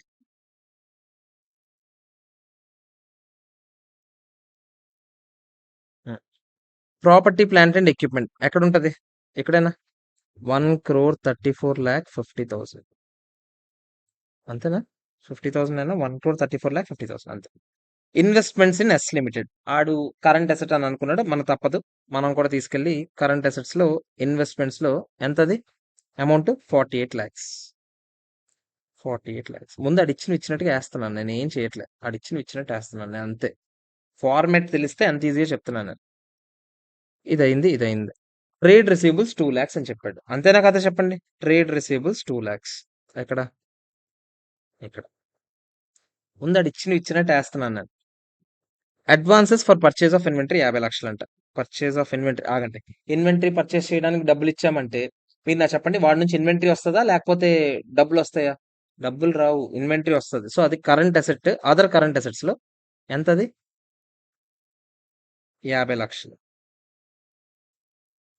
ఇన్వెంటరీస్ 8 lakhs ఇచ్చాడు కదా, తీసుకెళ్ళి ఎక్కడ వేస్తాం? ఇన్వెంటరీస్ సెపరేట్గా ఉంది కదా, 8 lakhs. తర్వాత క్యాష్ 49,000. క్యాష్ ఇక్కడ 49,000. అర్థమైందా? అక్కడ ఉన్నవన్నీ నేను జస్ట్ అంటే మీకు అదేదో సమ్ కాదు. ఇక్కడ ఫార్మెట్ తెలిస్తే ఇవన్నీ ఏం లేవు. ఇవేం లేకపోతే నిల్లు. ఇక్కడ కూడా నిల్లు. ఇవన్నీ లేవురా మన దగ్గర. ఏముంటే అవే నింపుతాను నేను. ఓకేనా? నిల్లు. ఓకే, ఏమున్నాయి అవే నింపాను. మొత్తం ఎన్ని ఐటమ్స్ వచ్చాయి మనకి? 1 2 3 4 5 6 6 ఐటమ్స్ వచ్చాయి. ఒకసారి చూద్దాం. ఆడితే రెండు ఉన్నాయి. 3 3 6. ఈ 6 ఐటమ్స్ గురించి అడ్జస్ట్మెంట్స్ కూడా చూసేద్దాం ఇప్పుడే. అడ్జస్ట్మెంట్స్ కూడా చూసేద్దాం అంటున్నాను. లేకపోతే మిగతా కూడా వేసేద్దాం. ఫస్ట్ వేసేద్దాం. మిగతా కూడా చూసేద్దాం. పనుల పని తేలిపోద్ది కదా. ఆ, ఏంటది? VAT డిఫరెల్ loan. లోన్ అంటే మీరు చెప్పండి, ఖచ్చితంగా రీపే చేయాలా చేయకూడదా? చేయాలి ఎప్పటికైనా. అది చెప్పాడు కదా గవర్నమెంట్ వాడు క్లియర్ గా. 5 years తర్వాత రీపే చేసేయాలి. 60 లక్షల లోన్ రీపే చేసేయాలి అని చెప్పాడు. రీపే చేసేయాలి కదా. ఫైనాన్షియల్ లైబిలిటీ అవుద్దా, నాన్ ఫైనాన్షియల్ లైబిలిటీ అవుద్దా? ఫైనాన్షియల్ లైబిలిటీ అవుద్ది. అది కూడా నాన్ కరెంటే కదా. అంతేనా కదా చెప్పండి. నాన్ కరెంట్ లోన్ లో ఎంత చూపిస్తాను నేను? 60 లక్షలు కదా, అది 60 lakhs. యాక్చువల్గా అయితే మీకు గవర్నమెంట్ గ్రాంట్ చెప్పినప్పుడు 1 year అమౌంట్ ఏమో కరెంట్ లో చూపించండి, 5 years మిగతా 4 years అమౌంట్ నాన్ కరెంట్ లో చూపించండి, ఇంత డీటెయిల్ గా మాట్లాడాం. బట్ ఆడ ఇక్కడ అంత చేయలేదు. మనం కూడా చేయొద్దు. ఆడ ఎక్కువ ఆలోచించకపోయినప్పుడు మనం కూడా ఎక్కువ ఆలోచించకపోవడమే మంచిది. యాక్చువల్గా అయితే అది కరెక్ట్, ఇంకా కరెక్ట్ అది. తర్వాత క్రెడిటార్స్ 30 లక్షలు, short term borrowings 8 lakhs, provisions 12 lakhs. Creditors, short term borrowings, provisions. Creditors 30 లక్షలు. క్రెడిటార్స్, ఓ సారీ, చిన్న క్రెడిటార్స్ కదా, అంటే కరెంట్ లైబిలిటీస్ లో క్రెడిటార్స్ 30 లక్షలు. షార్ట్ టర్మ్ బోరింగ్స్ 8 lakhs అని చెప్పాడు. ప్రొవిజన్స్ 12 lakhs అని చెప్పాడు. ఆడు చెప్పి వేసాను నేను అంతే. 38 12 కదా, చెక్ చేయండి. 38 12. షేర్ క్యాపిటల్ 1,30 లక్షలు ఉందంట. షేర్ క్యాపిటల్ 1,30 లక్షలు. షేర్ క్యాపిటల్ 1,30 లక్షలు. మిగతా ఏవైనా సరే ఆడెక్కడైనా చూపించని, మనం దాన్ని తీసుకెళ్ళి ఎక్కడ వేస్తాం చెప్పండి? అదర్ ఈక్విటీలోనే వేస్తాం. అంటే రిజర్వ్స్ అండ్ సర్ప్లస్ లో ఈ 1,20,00,000 1,79,000 3 కలిపి 2,99,000 అని చెప్పాడు కదా. ఎలా అయినా చూపించని, మనం అవన్నీ తీసుకెళ్ళి ఎక్కడ వేస్తాము? 2,99,000 అదర్ ఈక్విటీలో వేస్తున్నాను. ఇందులో బ్రేకప్ మనం తర్వాత ఇచ్చుకుందాం. ఓకేనా? 2,99,000. ఓకే, ఇప్పుడు ఒక్కొక్కటిగా చూద్దాం. First property plant and equipment లో 4,50,000 ప్రాపర్టీ ప్లాంట్ అండ్ ఎక్విప్మెంట్ లో తీసుకెళ్లి ఇన్వెస్ట్మెంట్ ప్రాపర్టీలో వేయాలని ఆడే చెప్పాడు. ల్యాండ్ ఏదో ఉందంట, అది ఇన్వెస్ట్మెంట్ ప్రాపర్టీ అని అన్నాడు.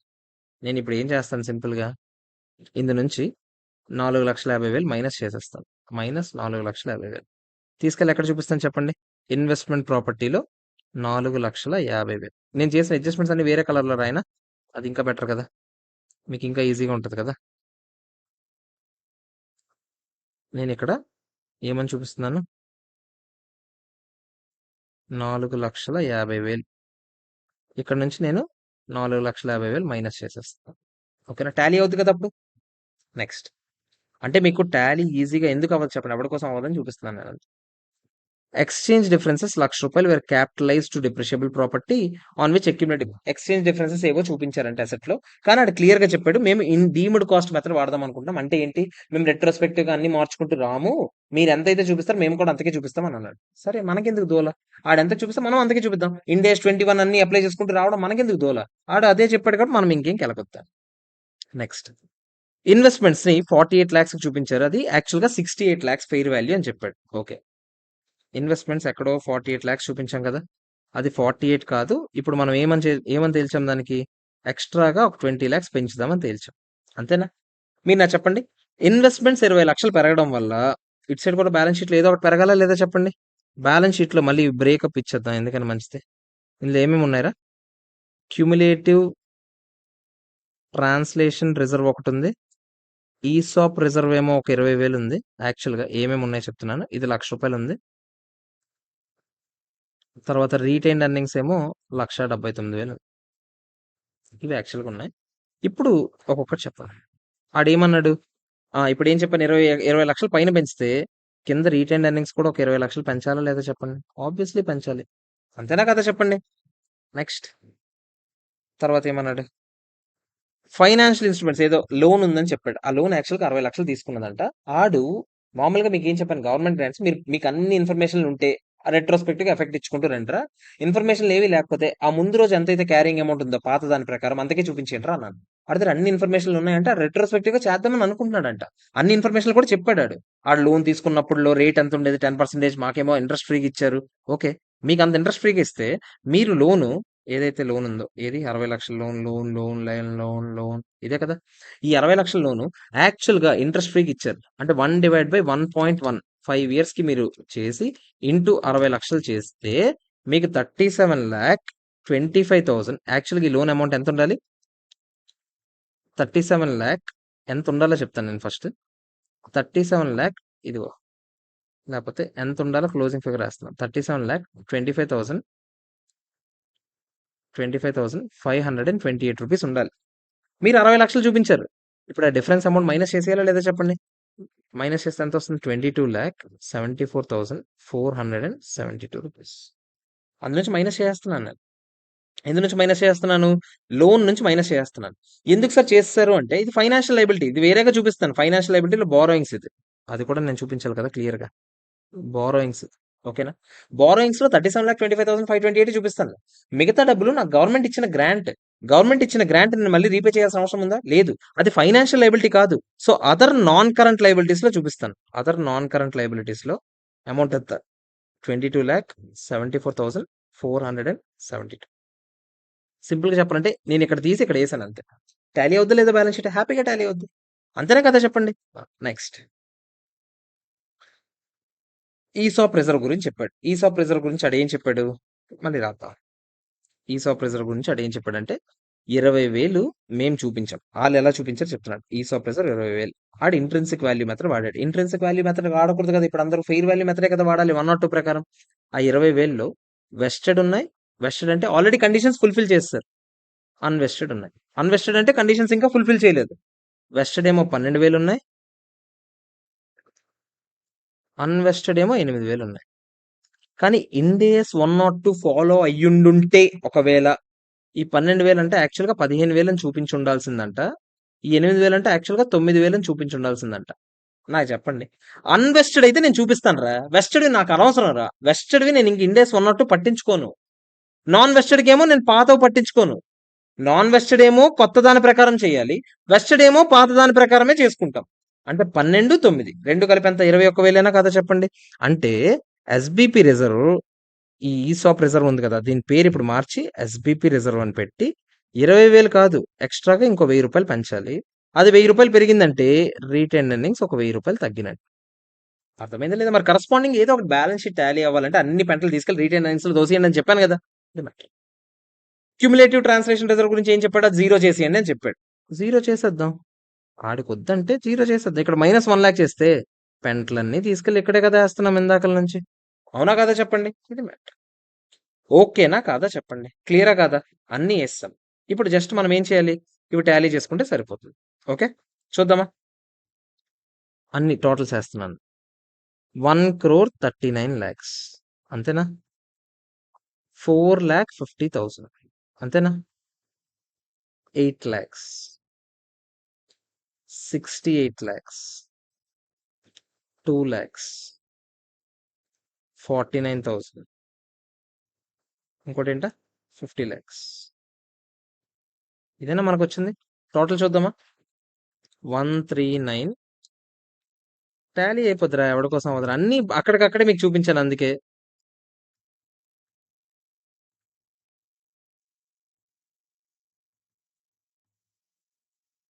2,71,99,000 చెక్ చేద్దాం ఒకసారి అడిగి. 2,71,00,000 అబ్బో, ఏదో తేడా వేసామే, ఏదో తేడా వేసామే. ఎక్కడ ఎక్కడ ఎక్కడ 8 lakhs అన్ని వేస్తాం కదా, అక్కడ తేడా వేసామా ఒకసారి చెక్ చేయండి. 139 మైనస్ కదా, నాదే తప్పు.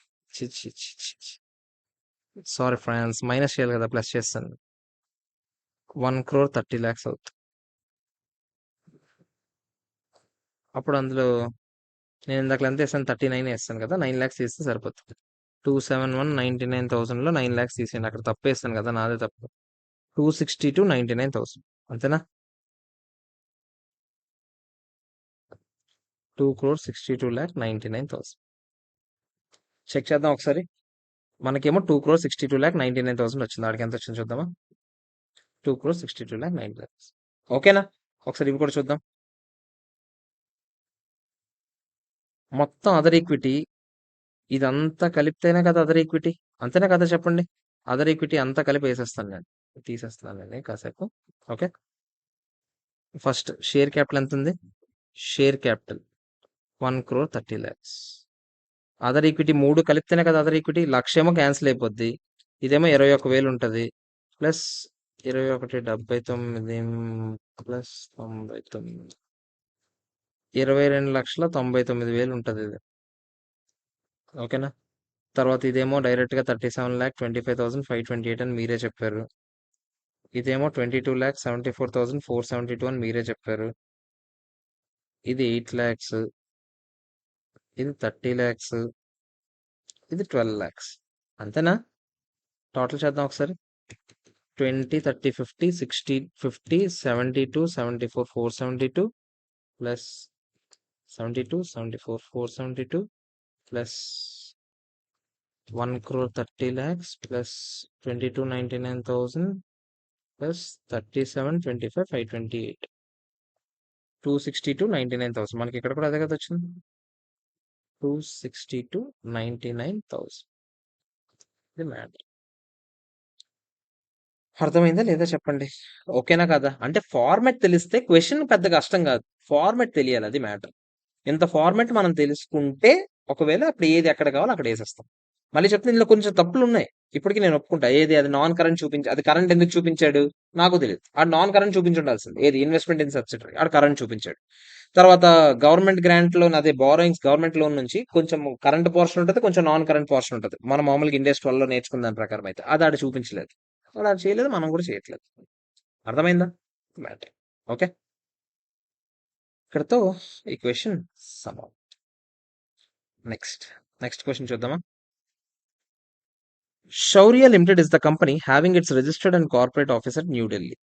60% of Shaurya Limited share are held by Government of India and other investors అంట. ఓకే, Shaurya Limited ఏదో కంపెనీ ఉందంట, కొన్ని 60% షేర్స్ గవర్నమెంట్ దగ్గర ఉన్నాయంట, మిగతావన్నీ వేరే ఇన్వెస్టర్స్ దగ్గర ఉన్నాయంట. This is the first time Shaurya would be applying Ind AS first time, ఇప్పుడే అప్లై చేస్తున్నారంట. ఓకే, 2003లో అప్లై చేస్తున్నారంటే ప్రీవియస్ ఇయర్ ఏంటి 2001-2.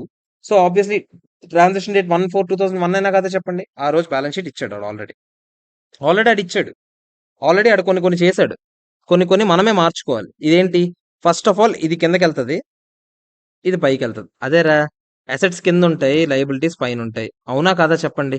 అరే చెప్పాం కదా, ఇప్పుడే మాట్లాడుకున్నాం కదా, ఈక్విటీ లయబిలిటీస్ కింద ఉంటాయి, అసెట్స్ అన్ని పైన ఉంటాయి. చెక్ చేయండి ఫస్ట్ ఆన్సర్లో, అసెట్స్ ఫస్ట్ పైకి వచ్చాయి, ఈక్విటీ లయబిలిటీస్ కిందకి. అంతేనా. తర్వాత ఇందులో ఏమేమి మనకు క్లియర్ గా కనిపిస్తున్నాయి చూద్దాం. షేర్ హోల్డర్స్ ఫండ్స్ అని ఏమి ఉండదు, డైరెక్ట్ గా మీకు ఏం చెప్పాను, దీని హెడ్డింగే ఈక్విటీ అని ఉంటది. ఇది ఈక్విటీ షేర్ క్యాపిటల్, ఇది అదర్ ఈక్విటీ, అంతేనా కదా చెప్పండి. సో బేసిక్ గా ఆ హెడ్డింగ్ లో మార్చుంటాడు, చూద్దామా. ఈక్విటీలో equity share capital, other equity 10 lakhs 25 lakhs. చూసారా. అంటే బేసిక్ గా మీకు ముందు ఆన్సర్ ఎలా ఉండాలో చెప్పేస్తున్నాను. నాన్ కరెంట్ లైబిలిటీస్, మనకు కూడా నాన్ కరెంట్ లైబిలిటీస్ వస్తాయి. Long term borrowings, long term provisions, deferred tax liabilities. Long term borrowings అని ఉండవు. ఫైనాన్షియల్ లైబిలిటీస్ లో బారోయింగ్స్ కూడా వన్ ఆఫ్ ద పార్ట్, అంతేనా కదా చెప్పండి. సో ఫైనాన్షియల్ లైబిలిటీస్ లో బారోయింగ్స్ అని ఉండాలి, ప్రొవిజన్స్ అనే ఉంటాయి, డిఫర్డ్ ట్యాక్స్ లైబిలిటీస్ అని ఉంటాయి. చెక్ చేద్దామా. ఫైనాన్షియల్ లైబిలిటీస్ లో బారోయింగ్స్ ఒకటి ఉంటుంది, ప్రొవిజన్స్ గానే ఉంటాయి, డిఫర్డ్ ట్యాక్స్ లైబిలిటీ. అంటే ఫార్మెట్ మీకు చెప్తున్నాను, ఓకేనా. తర్వాత కిందకు వస్తే కరెంట్ లైబిలిటీస్ లో ట్రేడ్ పేయబుల్స్ ఫైనాన్షియల్ లైబిలిటీలోనే ఉంటుందా లేదా చెప్పండి. అదర్ కరెంట్ లైబిలిటీస్ వేరేగా అదర్ కరెంట్ లైబిలిటీస్ అని ఉంటాయి. ప్రొవిజన్స్ గానే ఉంటాయి. చెక్ చేద్దామా ఏదది. ట్రేడ్ పేబుల్స్ లో ట్రేడ్ పేబుల్స్ అని వేరేగా ఉంటాయి. అదర్ కరెంట్ లైబిలిటీస్ గానే ఉంటాయి. అదర్ ఫైనాన్షియల్ లైబిలిటీస్ ఎందుకు అది వేసాడు, మేబీ అక్కడ ఏదో చెప్పుంటాడు కింద. ఈ 3,90,60 విడదీయడానికి రీజన్ ఏదైనా ఉండుంటది. ప్రొవిజన్స్ నేను ప్రొవిజన్స్ గానే వేసాను. అంటే 4,15 విడదీశాడు కదా. మీకు డౌట్ సార్ ఏంటి సార్ మీరు చెప్పలేదంటే చెప్తాను. ఆ 4,50 కింద ఎక్కడ ఇన్ఫర్మేషన్ ఇచ్చింటే అందుకే విడదీస్తుంటాడు. నాన్ కరెంట్ అసెట్స్ వస్తే పీపీ మనకు కూడా ఉంటది. ఇంటాంజిబుల్ అసెట్స్ మనకు కూడా ఉంటది. గుడ్ విల్ మనకు కూడా ఉంటది. నాన్ కరెంట్ ఇన్వెస్ట్మెంట్స్ అని ఉండదు. ఫైనాన్షియల్ అసెట్స్ లో ఇన్వెస్ట్మెంట్స్ ఒక పార్ట్. అంతేనా కదా చెప్పండి. Long term loans and advance కూడా ఇక్కడ లోన్స్ అని ఉంటది. తర్వాత అదర్ నాన్ కరెంట్ అసెట్స్ వేరేగా అదర్ నాన్ కరెంట్ అసెట్స్ అని ఉంటాయి. అంటే ఫైనాన్షియల్ అసెట్స్ లో ఇన్వెస్ట్మెంట్స్ లోన్స్ అని వచ్చి ఉంటాయి. ఫైనాన్షియల్ అసెట్స్ లో ఇన్వెస్ట్మెంట్స్ లోన్స్. సార్ మళ్ళీ ఇది ఏదో నాకు చెప్పలేదు. నేను చెప్తాను కదా, అది ఇది కలిపి 3,10,000 అయి ఉంటుంది చూడండి. ఏదది ఏది assets other non current assets నేనే వేసాను కదా 2 lakhs అని. Other non current assets 2 lakhs సరిపోయింది. ఇన్వెస్ట్మెంట్స్ 5 lakhs వేసాడు. లోన్స్ లో మళ్ళీ ఏదో విడదీశాడు. లోన్స్ లో 1,50,000 విడదీశాడు రా. అది ఎందుకు విడదీశాడు కింద ఎక్కడైనా చూద్దాం. ఏదైనా చెప్పుకుంటాడేమో. నేను ఫార్మేట్ చెప్తున్నాను అంతే. మళ్ళీ కరెంట్ అసెట్స్ కరెంట్ ఇన్వెస్ట్మెంట్స్ కూడా మళ్ళీ ఎక్కడ ఉంటాయి చెప్పండి. ఫైనాన్షియల్ అసెట్స్ లో ఉంటాయి. ఇన్వెంటరీస్ వేరేగా ఉంటాయి. ట్రేడ్ రిసీబుల్స్ కూడా ఫైనాన్షియల్ అసెటే. Cash and bank balance financial అసెటే. అదర్ కరెంట్ అసెట్ వేరేగా ఉంటుంది. అంటే investments, trade receivables, cash and cash equivalents ఈ 3 ఫైనాన్షియల్ అసెట్స్ లో ఉన్నాయి లేదా చెప్పండి. ఇన్వెంటరీస్ వేరేగా ఉంటాయి. అదర్ కరెంట్ అసెట్స్ వేరేగా ఉంటాయి.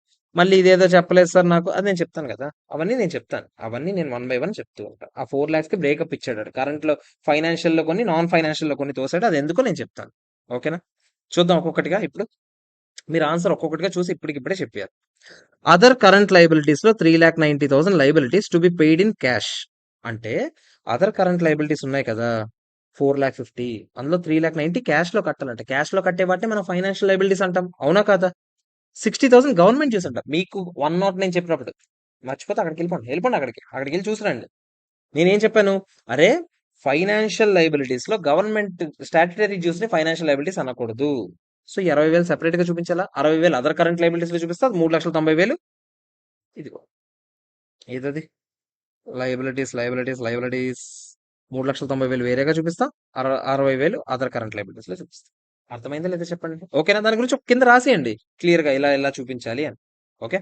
Next long term loans and advances లో 40,000 లోన్ అంట, మిగతాదంతా అడ్వాన్సెస్ టు స్టాఫ్ అంట. అరే స్టాఫ్ కి అడ్వాన్స్ ఇస్తే వాళ్ళు మళ్ళీ డబ్బులు ఇస్తారా. లేదు, వాళ్ళు మనకు సర్వీస్ ఇస్తారు. సర్వీస్ ఇస్తే అది ఫైనాన్షియల్ అసెట్ అవుద్దా, నాన్ ఫైనాన్షియల్ అసెట్ అవుద్దా. Non financial asset. అంటే మీరు లాంగ్ టర్మ్ లోన్స్ లో 40,000 ఫైనాన్షియల్ అసెట్, మిగతా 1,10,000 నాన్ ఫైనాన్షియల్ అసెట్ ఏనా. అందుకనే ఇందాక అసెట్స్ లో ఇదిగో ఏదది ఇందాక అసెట్స్ లో చూడండి. ఫైనాన్షియల్ అసెట్స్ లో ఏది అది అదే మన వరకు లోన్ ఇచ్చామన్నారు కదా. ఏదది ఇదిగో 40,000 ఏమో లోన్స్ లో చూపించారు. 1,10,000 అదర్ అదర్ ఏదైతే అదర్ ఫైనాన్షియల్ అసెట్స్ కాదు ఇది.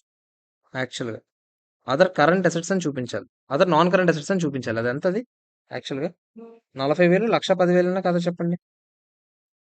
ఓకే. ఓకే. అయితే మేబీ ఆడి ఉద్దేశం ఏంటంటే అడ్వాన్స్ స్టాఫ్ కి అడ్వాన్స్ ఇచ్చాం కదా. ఆ స్టాఫ్ కూడా అడ్వాన్స్ లోన్ రూపంలోనే ఇచ్చాం అనుకోండి. అంటే వాళ్ళ దగ్గర నుంచి డబ్బులు రికవర్ చేసుకుంటాం అనుకోండి. మేబీ అప్పుడే అదర్ ఫైనాన్షియల్ అసెట్ అవ్వాలి. లేకపోతే ఇప్పుడు చూడండి. ఇక్కడ యాక్చువల్‌గా ఏం చెప్పలేదు ఆడు. కానీ మీకు ఇప్పుడు అర్థమవుతుందా నేనేమంటున్నానో? అరే ఆడు గనక మనం ఆడికి సాలరీ ముందుగానే ఇచ్చామనుకోండిరా. సాలరీ ముందుగా ఇస్తే ఆడేమన్నా మనకు డబ్బులు ఇస్తాడా? ఇవ్వడు. సర్వీస్ ఇస్తాడు. సర్వీస్ ఇస్తే అది ఫైనాన్షియల్ అసెట్ అవ్వదు.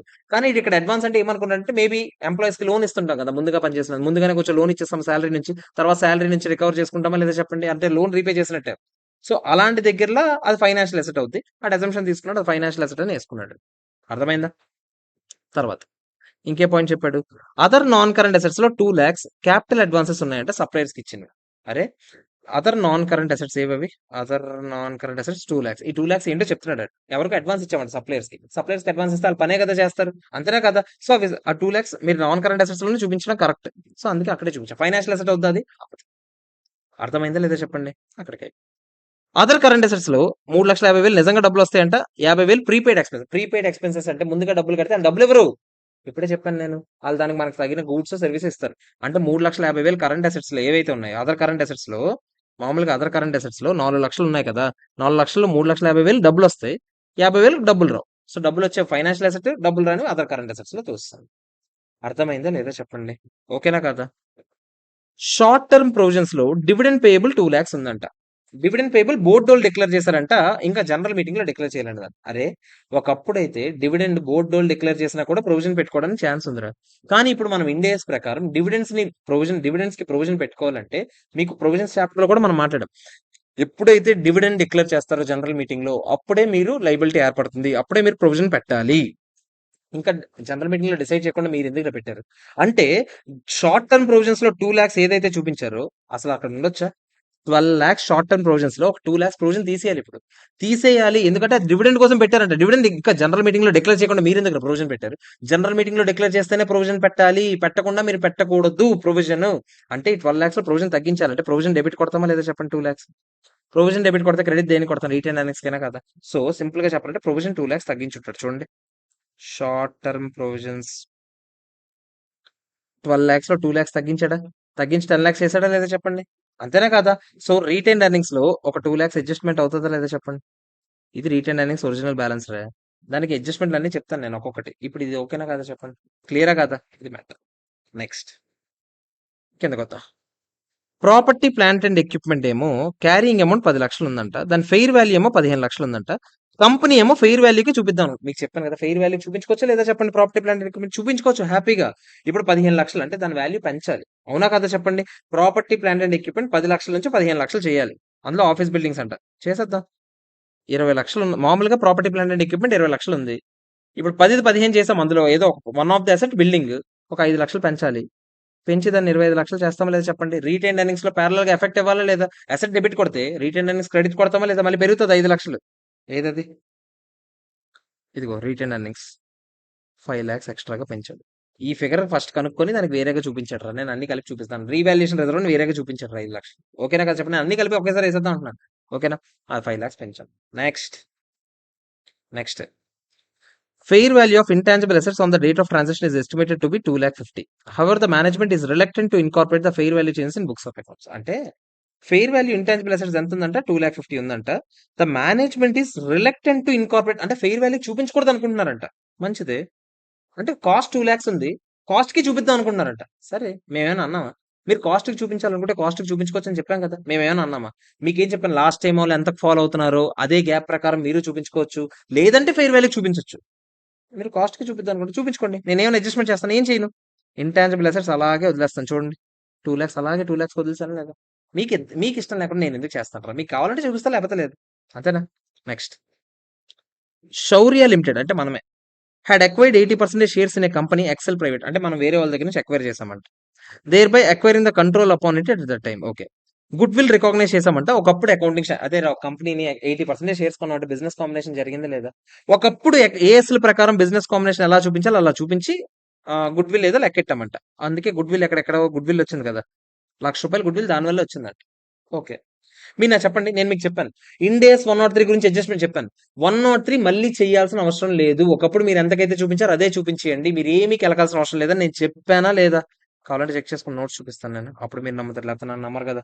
ఒకసారి చూడండి, ఇదిగో చెక్ చేయండి. ఇక్కడ బిజినెస్ కాంబినేషన్ సంబంధించి నో నీడ్ టు అప్లై ఇండేస్ 103 రెట్రోస్పెక్టివ్లీ అని చెప్పాను లేదా చెప్పండి? మళ్ళీ మీరు ఏమీ కెలకాల్సిన అవసరం లేదంటే వాళ్ళు ఎంతకు చూపించారో మీరు అంతకు చూపించుకున్నా ఎవడు ఏమీ అనడు అని మాట్లాడామా లేదా చెప్పండి? అదే ఇప్పుడు చెప్తున్నాను నేను. సో మీరు దాన్ని కూడా కెలక్కుండా గుడ్ విల్ ఎంత ఉందో ఎగ్జాక్ట్ గా ఏదైతే గుడ్ విల్ లక్షగానే చూపించవచ్చా లేదా చెప్పండి? హ్యాపీగా చూపించుకోండి. ఎవడు కెలకొద్దన్నాడు కదా, మీరు కూడా కెలకొద్దు. ట్రేడ్ రిసీవబుల్స్ లో 20,000 ఉందంట. కానీ లేటెస్ట్ ఎస్టిమేట్స్ ప్రకారం ఆ ప్రొవిజన్ 25,000 ఉండాలంట. దీని గురించి నేను ప్రీవియస్ క్లాస్ లో చెప్పాను. ప్రీవియస్ ఎస్టిమేట్స్ వాడాలి, కొత్త ఎస్టిమేట్స్ వాడకూడదని చెప్పానా లేదా? అరే ఒకప్పుడు ట్రేడ్ రిసీవబుల్స్ ప్రకారం అప్పుడులో ఆలోచించి ప్రొవిజన్ ఎంత పెట్టాను? 20,000 పెట్టాను రా. లేటెస్ట్ ఎస్టిమేట్స్ ప్రకారం అంటే ఈ రోజు పరిస్థితుల ప్రకారం 25,000. అరే నాకు ఈ రోజు పరిస్థితులు ఎందుకు రా? ప్రొవిజన్ పెట్టామంటే ఎందుకు పెడతాం ప్రొవిజన్? ఆ రోజు ఉన్న సిచ్యువేషన్స్ ని అనుకూలంగా చూసుకొని దానికి తగినట్టుగా ప్రొవిజన్ పెట్టుంటాం. ఇప్పుడు మారిపోయిన వాటి ప్రకారం అప్పుడు మార్చేస్తామా? మార్చం. సో ఆ 20,000 కెలకాల్సిన అవసరం లేదు. సో ట్రేడ్ రిసీవబుల్స్ ని కెలకాల్సిన అవసరం లేదు. సో చూడండి, అక్కడ కింద ఎక్కడ నోట్ పాయింట్ రాసుంటాడు. ఇదిగో ఏదది ఏదది నాన్ అడ్జస్టింగ్ ఈవెంట్ లాంటిది, న్యూ ఇన్ఫర్మేషన్, అది దాన్ని ఏమి కెలకొద్దు అని అంటున్నాడు. అదే కదా నేను కూడా చెప్పాను. అర్థమైందా లేదా చెప్పండి? ఇది matter. Okay, next company had given a loan of 1 lakh to an entity for the term of 10 years. Transaction cost separate గా రికగ్నిషన్ ఎవరికో లోన్ ఇచ్చామంట. Okay. For the term 10 years loan అంట. 6 years అయిందంట ఆల్రెడీ లోన్ ఇచ్చి. Okay. Loan మీద interest rate ఏమో 7% అంట. Principal amount equal instalments లో కట్టాలని చెప్పామంట. Okay. Interest is also payable at each year and. Okay. Loan ఇచ్చామంటే ఇది అసెటే కదా. Fair value of loan on the date of transaction రోజు 50,000. ఆ లోన్ క్యారింగ్ అమౌంట్ 40,000 ఉందంట. కానీ 109 ప్రకారం దాన్ని అడేమంటున్నాడు, management says it is tedious task in the given case to apply the effective interest rate with retrospective effect. Hence it is reluctant to apply the same retrospectively. వాళ్ళు వెనక నుంచి చూపించాల్సిన అవసరం అదే చాలా కష్టము. వెనక నుంచి అన్ని ఇప్పుడు చూపించుకొని ఎవడొస్తాడు అని అంటున్నాడంట. అరే దీని గురించి మనం మాట్లాడామా లేదా చెప్పండి. ఎక్కడ మాట్లాడని చూపిస్తాను. నేను మీకు చూపిస్తా కదా, కంగారు పడక. ఈరోజు నిన్న అదే ప్రీవియస్ క్లాస్ ఏదైతే ఉందో ఆ ప్రీవియస్ క్లాస్ లో ఇదిగో ఇక్కడ చూడండి. ఇట్ ఈస్ ఇంప్రాక్టికబుల్ అయితే, నో ప్రాపర్ ఇన్ఫర్మేషన్ లేకపోతే, ఇండెస్ 109 రెట్రోస్పెక్టివ్ ఎఫెక్ట్ చేయలేకపోతే అప్పుడు న్యూ క్యారింగ్ అమౌంట్ లెక్క పెట్టుకోండి. ఏదది అప్పుడు new carrying amount sorry fair value ఏదైతే ఉందో, ఆ ముందు రోజు ఫెయిర్ వాల్యూ ఏదైతే ఉందో అదే వాల్యూ తీసేసుకోండి అని క్లియర్ గా చెప్పామా లేదా. ఇక్కడ ఆడు కూడా చెప్పాడు. ఏమని చెప్పాడు? ఏదిరా క్వశ్చన్ క్వశ్చన్ క్వశ్చన్ క్వశ్చన్ మేము లెక్కెట్టలేకపోతున్నాం, పాతవన్నీ రెట్రోస్పెక్టివ్ గా ఎఫెక్ట్ ఇవ్వలేకపోతున్నాం, దాని ముందు రోజు ఫెయిర్ వాల్యూ 50,000 ఉంది అని చెప్పాడు. మీకు ఇప్పుడే చెప్పాను కదా, మీరు పాతవన్నీ లెక్కెట్టుకుని రాలేకపోతే ముందు రోజు ఫెయిర్ వాల్యూ ఎంత ఉందో అంత చూపించవచ్చని చెప్పానా లేదా. సో 40,000 కాస్త మీరు ఎంత చూపిస్తారు, 50,000 చూపిస్తారు. అంటే లోన్ వాల్యూ 40 నుంచి పెంచాలి. ఒక 10,000 పెంచి 50,000 చేయాలి. ఆబ్వియస్లీ లోన్ పెంచామంటే లోన్ మనం ఇచ్చిన లోన్ కదా, సో లోన్ డెబిట్ పెరిగింది. డెబిట్ పెరిగితే క్రెడిట్ దేనికి కొడతాము, రీటైన్ ఎర్నింగ్స్. మళ్ళీ 10,000 పెరుగుతుంది రీటైన్ ఎర్నింగ్స్. అంతేనా కదా చెప్పండి. అవునా కాదా? మీకు అదే చెప్తున్నాను. ఒక్కొక్క అడ్జస్ట్మెంట్ ఏం లేదు, అక్కడ ఉన్నవన్నీ జస్ట్ ఇక్కడ యాడ్ చేసుకుంటూ లెస్ చేసుకుంటూ పోవడమే అంతే. నెక్స్ట్ లాంగ్ టర్మ్ బారోయింగ్స్ లో మనం తీసుకున్న అప్పులోనంట 4,50,000 గవర్నమెంట్ దగ్గర నుంచి తీసుకున్న అప్పు అంట. దాని ఫెయిర్ మార్కెట్ వాల్యూ ఎంత ఉందంట, 4,20,000 ఉందంట. అరే ఇప్పుడే చెప్పాను కదా, దానికి కూడా అంతే సేమ్. 4,50,000 చూపించారు అనవసరంగా అప్పు. ఇప్పుడు 4,20,000 చూపిస్తే చాలంట. అంటే బారోయింగ్స్ కదా ఫస్ట్. అది ఏదది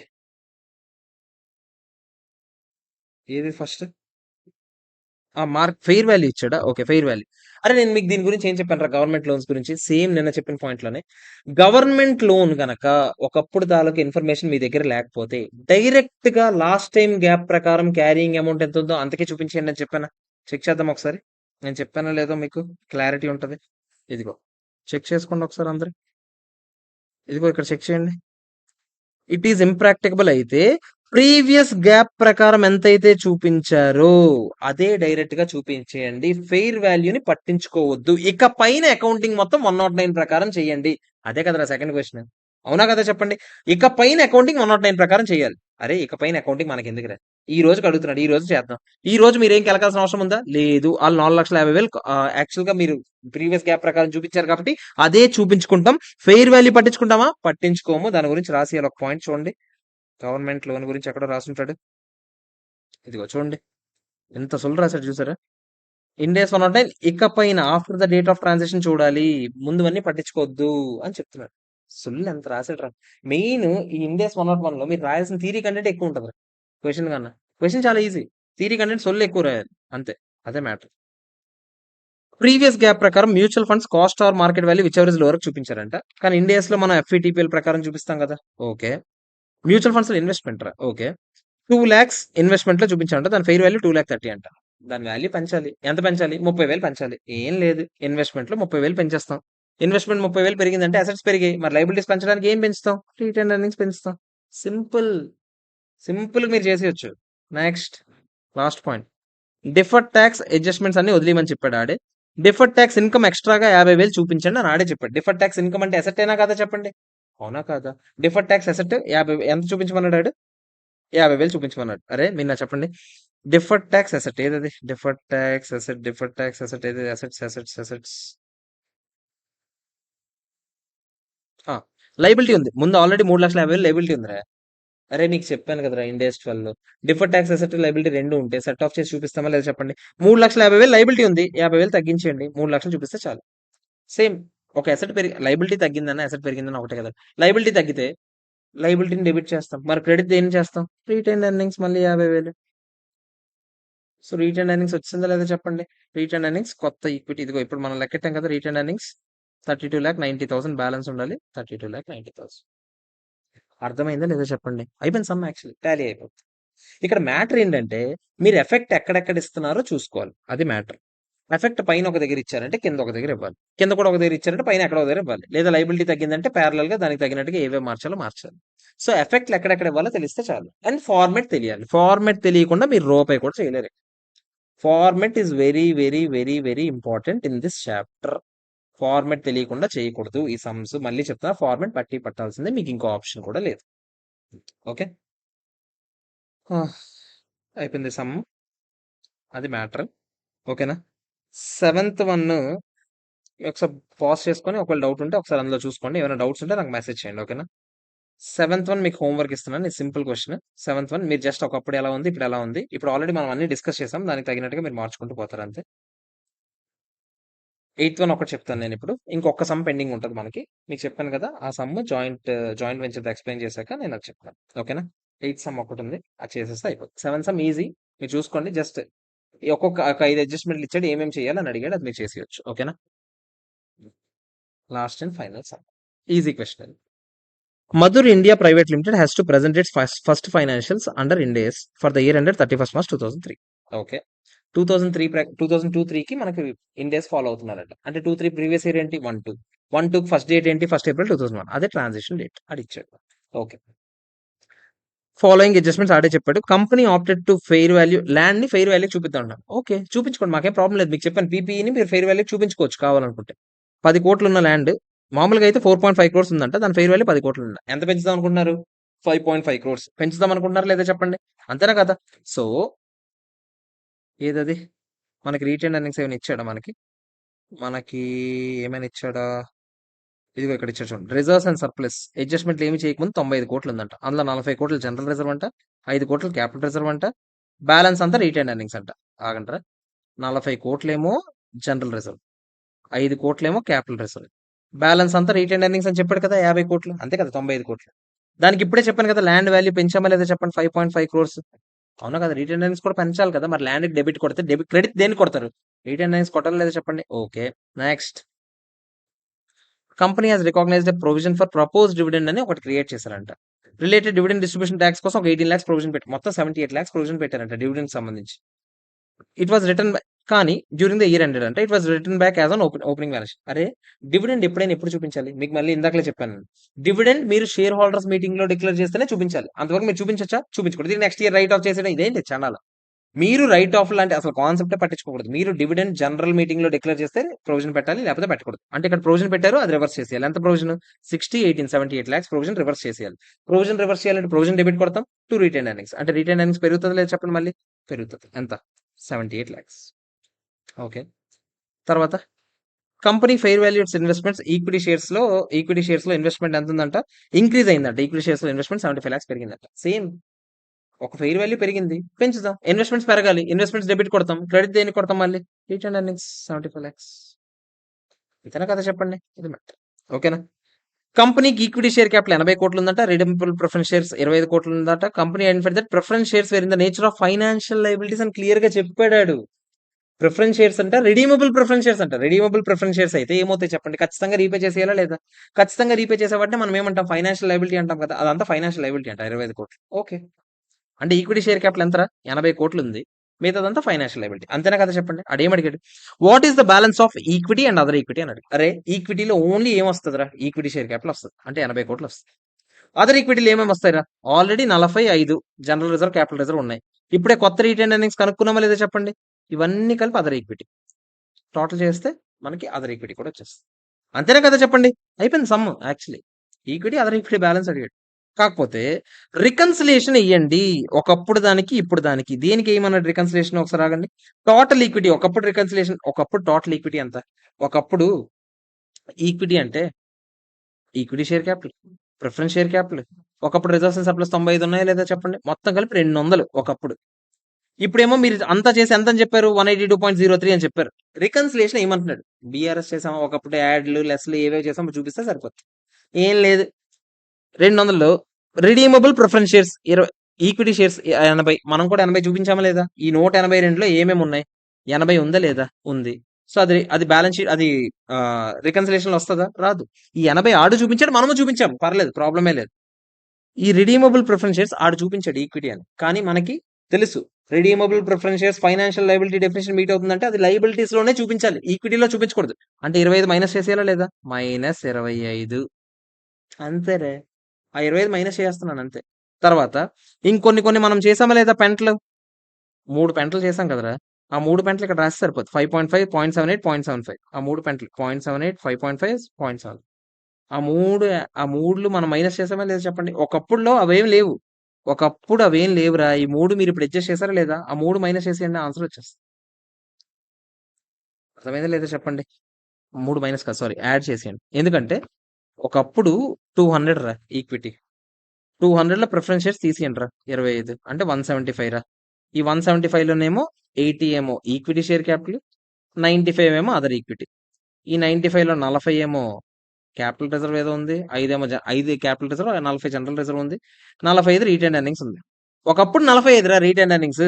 ఒకప్పుడు సారీ 45, 50 సారీ 95 కదా, 95 కదరా, 45 ఇక్కడ ఒక 50 రీటైన్ ఎర్నింగ్స్ 50 ఉంది.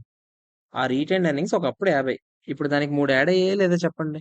మరి సేమ్ ఇక్కడ 3 యాడ్ అయిపోతాయా లేదా చెప్పండి? ఆ 3 యాడ్ అయితే మన ఆన్సర్ మనకు వచ్చేస్తుంది. ఒరే పైన వేసిందే కింద మళ్ళీ వేరే ఫార్మాట్ లో వేసాం రా, అంతేరా, అదేం లేదురా. ఆడేది తెలుసు కదా మరి వీటి సంగతి. ఈడేదేమో బట్టీలాగా ఇచ్చాడు రా, ఫార్మాట్ అని ఇచ్చాడు. ఇది కొట్టు, షేర్ క్యాపిటల్ అన్ని యాడ్ చేయండి, రిజర్వ్స్ అండ్ సర్ప్లస్ అన్ని యాడ్ చేయండి. ఇది ఏఎస్ఎల్ ప్రకారం మీకు వస్తుంది. దానికి ప్రిఫరెన్స్ షేర్ క్యాపిటల్ లైబిలిటీ అయితే మైనస్ చేసేయండి, ట్రాన్సాక్షన్ అడ్జస్ట్మెంట్స్ అన్ని రాయండి, ఆన్సర్ వచ్చేస్తుంది. ఫార్మాట్ బట్టి పట్టించేస్తున్నాను, ఎందుకు చెప్పండి? అది ఈజీగా మీకు అర్థమవుతుంది కదా. క్లియరా కాదా చెప్పండి? ఓకేనా కాదా? Okay, clear. ఇంకొక క్వశ్చన్ ఉంది, అది అయిపోతే అయిపోయినట్టు. ఓకేనా? Okay friends, bye, have a nice day, bye bye. ఏమైనా డౌట్స్ ఉంటే నాకు మెసేజ్ చేయండి, ఓకేనా? కొంచెం ఫాస్ట్గా చెప్పేసాను ఎందుకంటే వీడియో మళ్ళీ డిలీట్ అయింది, అందుకని కొంచెం ఫాస్ట్గా చెప్పాల్సి వచ్చింది. మీకు ఏ డౌట్స్ ఉన్నా నాకు మెసేజ్ చేయండి, okay? Okay friends, bye bye.